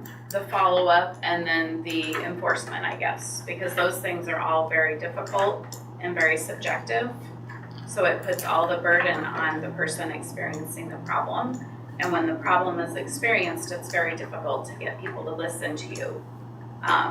Because they don't think that if it's only an issue for one person, then that person gets put out as they're being difficult or whatever. So I think just looking forward, that's not a place that any of us would want to be, no matter what the complaint is. And also noise is another one, because then the burden of proof is on the individual that those noise limits are being exceeded. So if you have it on non-participating properties. I think we, Anytime you get a complaint, it should be. well, whenever there's a violation, the first occurrence is in the, it's Iowa code anyway, the first, it's a $750 fine a day, and then each succeeding day is a continued violation, so if it's 10 days, it would be 10. I'm familiar with that, So- but No, I understand that, so I'm just saying, I don't know, how that's addressed by this. it's not. So you need to have a complaint resolution portion. Do you have a copy of that? I do. In the Henry County ordinance, we have a very specific complaint resolution section, No. and it addresses how people, individual citizens can. I'd be interested in seeing that if you want to email it to me. Yes, I would. Just for reference, in order to address that particular point, that is why there's the added Article 9 on page 35. So this has been expanded a little bit, but Section B2 on page 35 is kind of what Tom was getting at there, that there would be, and again, whether that's administrator or Russ or Board of Health or however that's handled, that there would be a point of contact there for any complaints of possible violations, and then that they would be required to keep a record of all of those, any such thing that's reported, so. Okay, so there is a procedure. And it addresses specifically, if it's determined a violation has occurred, the administrator shall notify the owner-operator of specific details, and give them an opportunity to respond and present a specific plan for resolving the violation. So it's basically, it goes into more detail about mitigation strategies that would be necessary to address. And there's an appeal possible. Right. It doesn't address who's at the burden of proving that either still. Like who's responsible for the testing, especially flicker and sound. I think it needs to be addressed. The administrator keeps a detailed record. The administrator serves the county's official point of contact during operation. In the event the developer, owner, operator is found to be non-responsive, any member of the general public reports a complaint to the county, the administrator will keep a detailed record of any such submitted comments to evaluate to determine whether a violation of this ordinance has occurred. If determined that a violation has occurred, shall promptly notify the owner.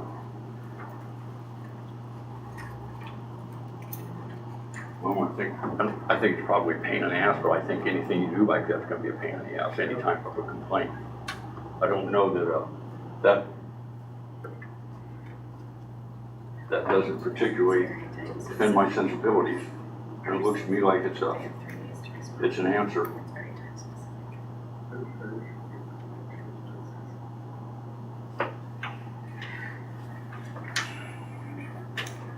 for instance, in the Henry County ordinance, it does say that there's a process for like noise complaints, we broke it down. And lighting complaints and shadow flicker complaints and what the process is. So I will email you that so you can read that. Okay. What's next? Oh, we got hands up back there. Cynthia? In G1, it says this requirement shall not apply during severe storm or power outage if electrical disturbances cause a temporary increase in noise during the course of the storm or outage. Why would there be? We just discussed that. Why? No. Yes, we did, just a little bit ago. Why they get louder? No, we just said the event, the volume might, but the requirement does not apply during a severe storm or power outage. That's pretty, What do that's they pretty do? clear. What happens? If electrical Makes them disturbances, if electrical disturbances cause a temporary increase in noise during the course of the storm, I'm just saying that the noise level, that 50 decibels, doesn't apply during a power outage or a storm. And those are pretty a severe storm. So it's pretty clear, you know, when that applies and when it doesn't. Yeah, but why is it loud if there's no power? Does that make sense? I do not know. Maybe Evie knows. Air pressure. I mean, why is that in there? I don't know. I don't know why it's in there, but it Somebody put it in Okay, here. so Brad Coates, on the shadow flicker, when we spoke with the board supervisor in Osceola County, that was one of the biggest things that he commented on. And his comment was, well, it was, you know, these people had it, it was terrible, they gave him shades for their house. So my concern is, and I'm not dogging on anybody, my concern is that with the dirt and the fiberglass, we put a process in place. Back to the same CSR, we talked about that. With the tower coming down, you know, we had the down and out in 30 days and stuff. Should we not have something in the ordinance that at least says the shadow flicker has to be removed from the house? I mean, what is the cure? My concern is, from speaking with some of these people, some of these supervisors, is that the cure really hasn't been acceptable.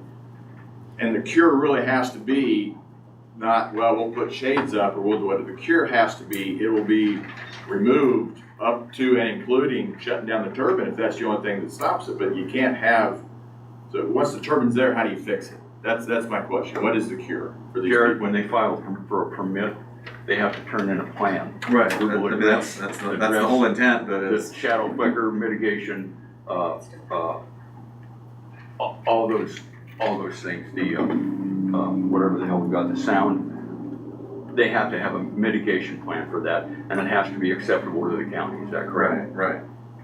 So for whatever reason, the county felt that the standard of the technology that was used, if it doesn't seem like it's reliable for whatever reason, then that's certainly something that could be addressed at that time. That's what I mean, Right. that It's designed to It has to be try to acceptable. avoid if at all possible, any issues like that in advance using the technology that's available to, I mean, we know the distances, the elevation of the area, the tree cover, any and at the end of the characteristics of the day, it has to be area. accepted by whoever goes over it, and then eventually the board of supervisors, right?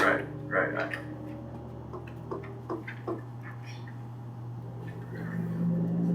Hold on. What have we got left? Jack, what page are we on? Sorry, I was typing some notes. What? Sorry, I wondered if you could, go back to fire prevention standards. It says that the system shall be equipped with lightning protection technology. And throughout all of this, we have talked about detection and suppression. I think they're different. I don't know if one system has both, but it seems like the detection part has been left out. Well, I think suppression is probably the goal. I don't know that, I assure you, I do not understand the science of how that works, or what needs to be detected. I assume if you're gonna suppress it, it has to be detected, or it, I don't know how it works. I don't know that the detection is, if it detects it and it can't suppress it, it doesn't mean much. No, but you can detect it, put it out before it starts versus. You mean, you're talking about, I thought you were talking about lightning. No, the lightning and fire, sorry. So, Okay, well, fire, it would have to be, you put in detection, I suppose. If you don't detect it, it's not gonna go out. There has to be something on that turbine that generates the removal of the oxygen or the application of the foam or whatever the proprietary method of fire protection is on that. I don't know that.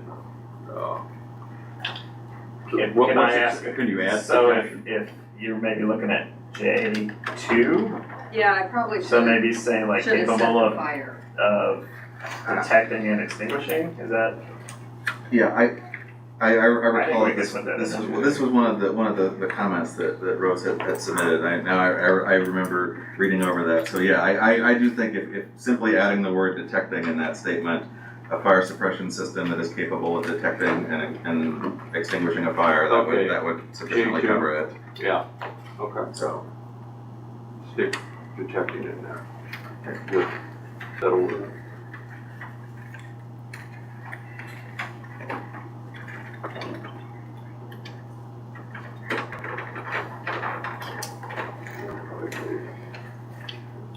Where we go left? We're on the adherence to industry standards. Yep. Okay. So could I interrupt one more time? It seems like we're jumping to the industry standards, but there's still some things that probably should be added that weren't addressed, like waste disposal and signal interference. Those are pretty important and they've not been addressed anywhere that I can see. I think the waste disposal of anything, especially the blade, is already in the ordinance. Decommissioning. Not disposed of in Des Moines County. So I'm talking about the day-to-day things, you know, the Trash. trash, used oil and lubricants. I mean, there's nothing that, you know, the health department should be involved. Surely there's guidelines that how long this stuff can sit around on a site. Not if it's, if it wouldn't be in an ordinance, there's not a countywide health outside of the septic system. So some language that I had gotten from several ordinances was solid and hazardous waste, including but not limited to crates, packaging materials, damaged or worn parts, as well as used oils and lubricants shall be removed from the site in a time period as established by, I'm going to say, Des Moines County Health Department and disposed of in accordance with all applicable local, state, and federal regulations. I don't have a problem with that. I don't think that's a big ask. Okay, and then If you might, to interrupt, send that language to Zach or Jared. okay. And then the signal interference. I think I had forwarded you an email from the company that provides. The internet, you mean? Yes, well, that's one.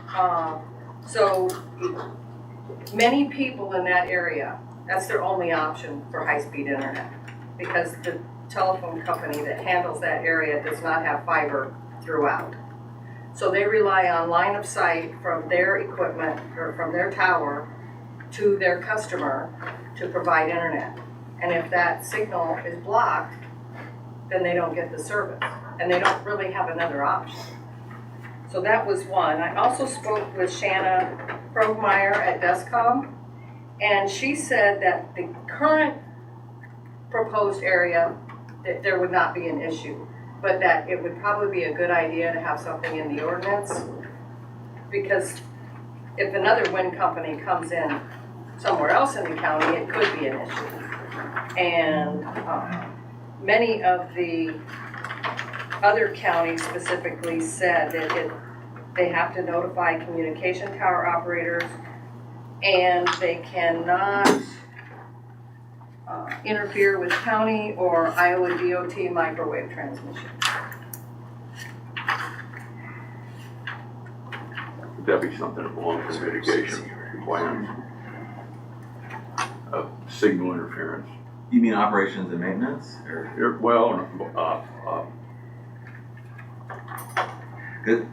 where they turn in the plan, and they'll have an operation and maintenance part, right, like we talked about, the sound. And I said, I was thinking specifically the item about the waste disposal of a day-to-day on site, that should also be in there.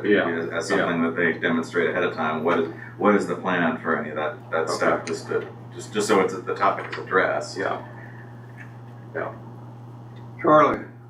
Charlie Tompkins. Yeah, I want to talk about the lightning strike, the preventing, and number one, right under fire prevention standards. There are currently no scientific verified methods of lightning prevention. That's a fact. Benjamin Franklin back in the 1700s sold lightning rods, and it's going to protect the building, and we've had this false information for all these years until recently. The idea with the tip of the lightning rod is to capable of ionizing the air and make it more non-conductive. However, this effect only extends a few feet above the tip of the lightning rod. So you take your lightning rod and you bury it in the ground, and when lightning comes down, I know too much. When lightning comes down, it comes down in fingers, and then it's positive. Usually, it can go reverse too. Lightning can go up.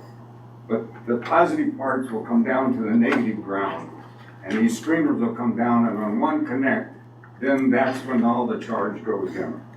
And this little lightning rod that you said that you could prevent here on number one. I think, Charlie, if you look at it a little closer, it says designed to prevent lightning strikes from damaging the equipment or triggering a fire. It doesn't say it's going to prevent the lightning. And we are way outside my bandwidth here, and I don't know how that works. But it doesn't say it prevents lightning. It says lightning strikes. It says it prevents it from damaging the equipment or triggering a fire. Yeah. There's an airspace in there. Air is an insulator, and it gets a big charge. It'll bridge that gap supposedly and go down. I believe But I look on the internet and I see a whole bunch of fires. Huh. How does that work? I don't know. That's the only thing off the top of my head. I assume a number of those fires, I assume this is fairly recent technology. Right. And there's a lot of turbines out there without this technology. But like I said, we've really exceeded my bandwidth this last 15 or 20 minutes. Anything out there that if the turbine does get struck by lightning, that it'll automatically shut it down? Do they have them sensors? I don't know. Can you reach out to the company and find out and then get back with us on that? With all the technology we got, I think should be something like that available. I appreciate that. Thank you. Yeah. Marjorie Tomkinson, Yarmouth. I would like to go back to Rose's point on interference. We live rural. I have a small business. He has to run a farm, same as a lot of rural people. We're going to depend on our internet. And I agree, we should have something in there that if I can't get my internet access, they need to be able to supply me with fiber optic cables. That would be one of my points. The second point, I don't know, do we have anybody here that talks about Doppler clutter? Do we have experts here that can tell us what happens to radars with this clutter? Mainly the weather. Another thing that was mentioned, we live on farms. I think Allison talked about when a storm comes, we got a lot to do. And to see the storm coming and the winds picking up, we don't have time. I've got to get out there, close buildings. I've got to find him, my animals, get everybody in the basement. These windmills, what kind of blades are you going to have on them? Will they be steel blades? Are they going to cause the electromagnetic reflectivity? Are you going to put coatings on them? I mean, this is, our weather's a big deal out here. Yeah. The Doppler radar scattering issue is a real and documented issue. what you might ask us to do is submit a communication study to the NTIA. They will look at all the radars in the area and let us know if there's a chance that we'll interfere. The interference is caused by the spinning of the blades. They can't. Which reaches what, Or 170 miles an hour? They just aren't able to distinguish between the blades and like a static cloud. And so that's what causes the issue with understanding storms. But you could submit to the NTIA and they will let you know if that's an issue. And if it is, there's ways you can design for it. can't hear you. That would be my recommendation, would be that you require us to study it and submit it as part of our permit application as proof that there won't be an issue. So we could, here, Zach, we could ask, that would be a submission they would make when they Let's apply for ask a for the permit. state of the art. And what? Let's ask for the state of the art. Those blades need not to have steel, but have other composites in them. Okay, anyway, and ask them to submit, the NTI or NIT, whatever it is. I have a third point to bring up, and you're not gonna like me about this, but these blades cause total obstruction. They give false targets and they hide targets, okay? You're talking about weather? I am radar. talking about windmills. I am talking about turbine windmills and their reflective interference due to electromagnetic signals. So, we're talking about the Iowa Ordnance Plant. Okay, if it can hide aircraft, are we doing a security breach here? Has anybody contacted the Iowa Ordnance Plant and told them the magnitude of this project? Has anybody talked with them? Not me. Okay, we're talking obstruction of aircraft due to the velocity and the size of these blades and an SRC in the middle of I it. think the FAA would be involved if we were obstructing aircraft. I'm not talking aircraft, I'm talking hiding Hiding what? aircraft. And yeah, the FAA has been fighting these windmills. I'm talking about the proximity of it to the Iowa Ordnance Plant. And I'm wondering if they have been notified and told what this project is. If there's any, I mean, I don't really know that much, but That to be, even my they little would- brain can see a danger. That they will be surveilled from those turbines? It will hide a drone, and it says small aircraft. The government doesn't want these windmills in. They're a danger to security. They haven't reached out to us. Well, maybe they don't know.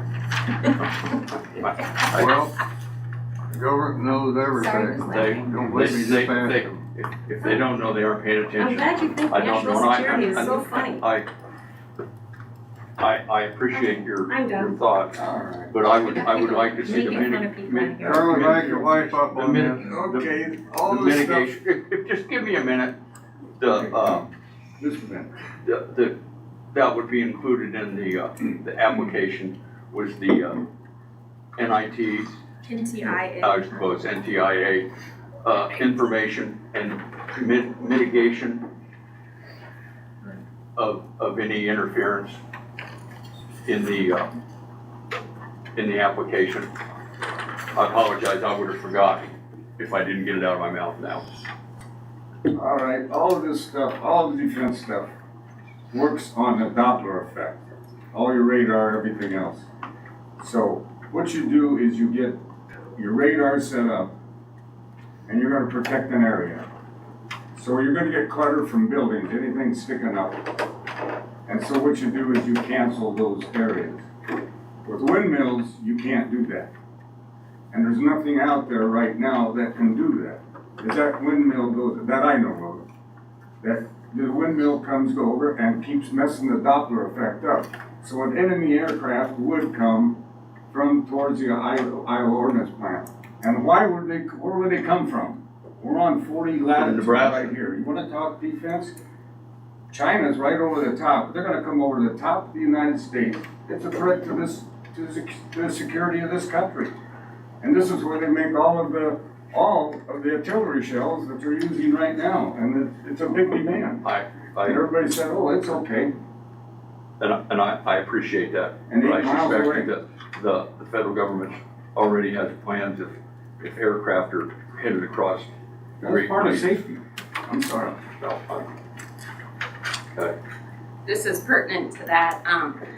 I was told by the natural gas pipeline that's all around the Yarmouth area, they have a big tower.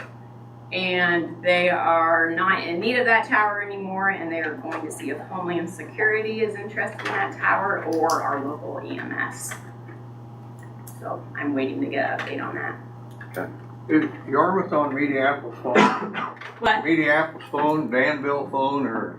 So we are on Morning Sun phone, and it is fiber, and we live. Is fiber? Yeah. Okay, now I do know that they are going, Danville Phone Company is planning on running fiber out to that area, in the Yarmouth area, up close to there. So I don't know if it's gonna affect you or you, but they are in the process of weighing that out right now.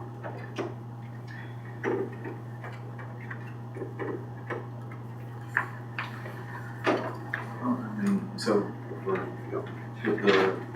this particular chapter, we had one section left, that's the adherence to industry standards. This was updated fairly recently. It's been in the draft that was released a few weeks ago, but this would apply to all 3 of the different types of energy infrastructure: wind, solar, and battery.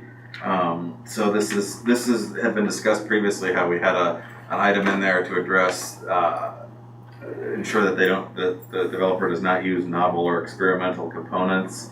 And mainly that was getting at the incident in Mechanicsville had utilized some was experimental. It was just two turbines used for that purpose. So there was some discussion about how we needed to include some more quantifiable, specific citations there to define what exactly is. What would be the method of quality control there? And so now it specifically says that the turbines shall comply with the standards of IEC 61400, and then the materials and design specifications must have been used for at least 2 projects of 25 megawatts or greater within 250 miles of Des Moines County. And they must be operational for at least 5 years at the time of siting permit is submitted. So similar region of the country, similar climate conditions, surrounding context, rural Iowa, Midwestern states. So just making sure that there's demonstrated that has been tested, and there have not been routine issues observed with that technology. And then the last section specifically outlined what do we mean by the technology. So materials comprising the structure of the turbine, all of the different physical components, as well as the subgrade foundation, the physical configuration and total energy capacity of the turbine, including height, width, and similar characteristics. And also all of the materials, any accessory equipment for transferring energy. So it's probably going to be more applicable to battery, but a battery may be present on a wind facility, so inverters, transformers, switching gear, etc. And then also this actual location and configuration of the turbines in relation to that equipment. And finally, as we've discussed previously, technology related to lightning protection, fire suppression, and aircraft detection lighting. So ensuring that technology is reliable as well. So that's all I have for that Article 3. That works for me.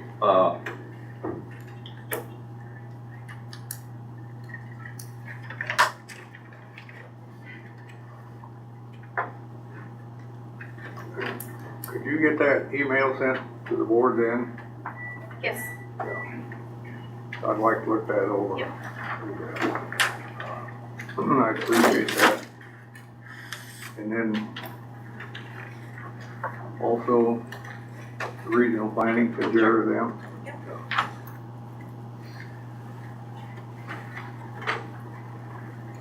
I know there's been a lot discussed here today, and there's a few things we're gonna change, a few things we're gonna add, but, Tom made a statement earlier, this has been the hardest thing we've set through. And it is, when all this started back in 2023, I did say I am against it, but if all the I's are dotted and T's are crossed, I'm gonna have to vote for it, so.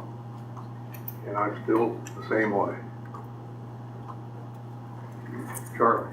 I agree with that, Tom. I don't understand all of this, what's really going on here. I'm having trouble with this, like some of you are having trouble with 1,800 feet, or the 950 with extra 150 feet. I'm having trouble with what if we went to 1,000 meters? What if we went to a mile? What if we went out that extra distance? For safety for your own people. Other counties have it. We don't. We don't have it. And as I brought up the bird things again, I didn't mention that the blade doesn't have to kill all of them. I'm glad the conservation people are here. They don't have to hit the birds. The killing field just expanded immensely as this air keeps spinning around. It doesn't stop once it gets excited. It takes a long time, just like going around the semi. To me, if you went the longer distance, how could that be wrong? You would err maybe on the side of safety.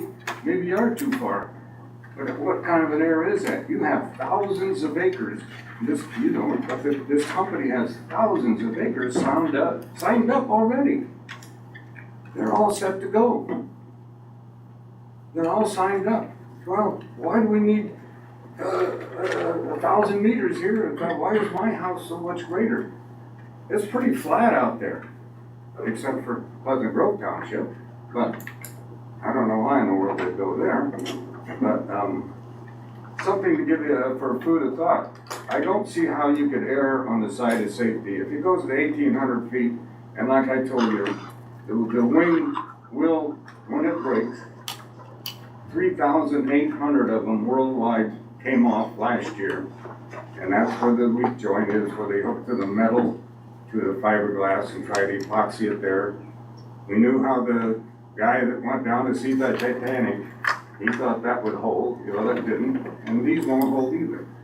Eventually, some of them are going to come off, and when they do, they're going to fly, and somebody's going to get hurt. And if you have this 1,800 feet, there's a lot of liability for the county that you heard these things and wow, geez, maybe we should have made it.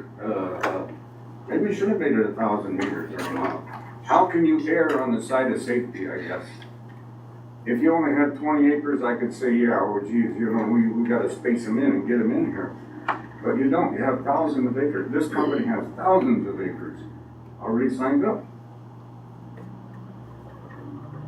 Jim, I don't think we're gonna, obviously with the, Can't argue that. with the, conservation, the fish and wildlife regulations that I'm completely unfamiliar with. So we aren't gonna be able to finish this today.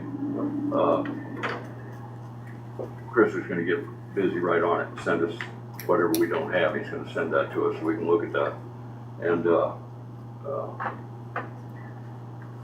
revisit those setbacks or not, depending on what you send us. So, anyways. Cindy, you? Yeah. I just really would like you to consider the setbacks from our property lines. I mean, I know you've heard it 100 times, but they have so many acres. They don't need to worry about that extra however many feet. We'll take, but we want it from our property lines. And also, the further it gets away from our house property lines, it helps so much with shadow flicker and noise and everything. Everything that's farther away will be a lot less worry for everybody. The closer you get to them, you see where I'm going? Especially the shadow thing, if you haven't experienced it, you need to. If you haven't experienced the noise, you need to. And you need to go to something that's bigger than 500 foot, 600 foot. Have you done that? I drove to a wind farm, I don't remember, it's up north of Oskaloosa, several months ago.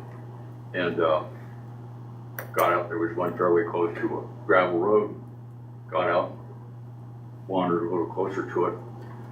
And it was a breezy day, and quite honestly, all I heard was the wind. It sounded the same as as the rest of the county sounded.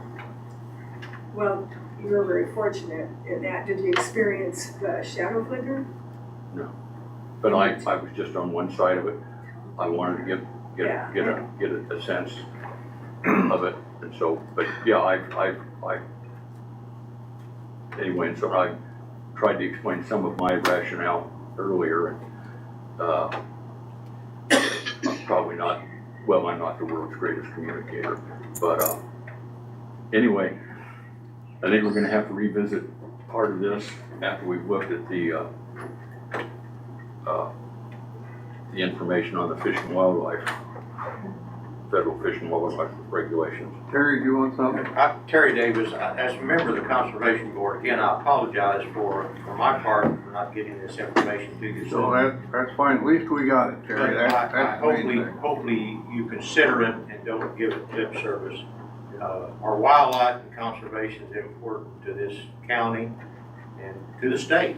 So hopefully you'll look it over and give it some consideration. Thank you. Yep. Thank you. Yes.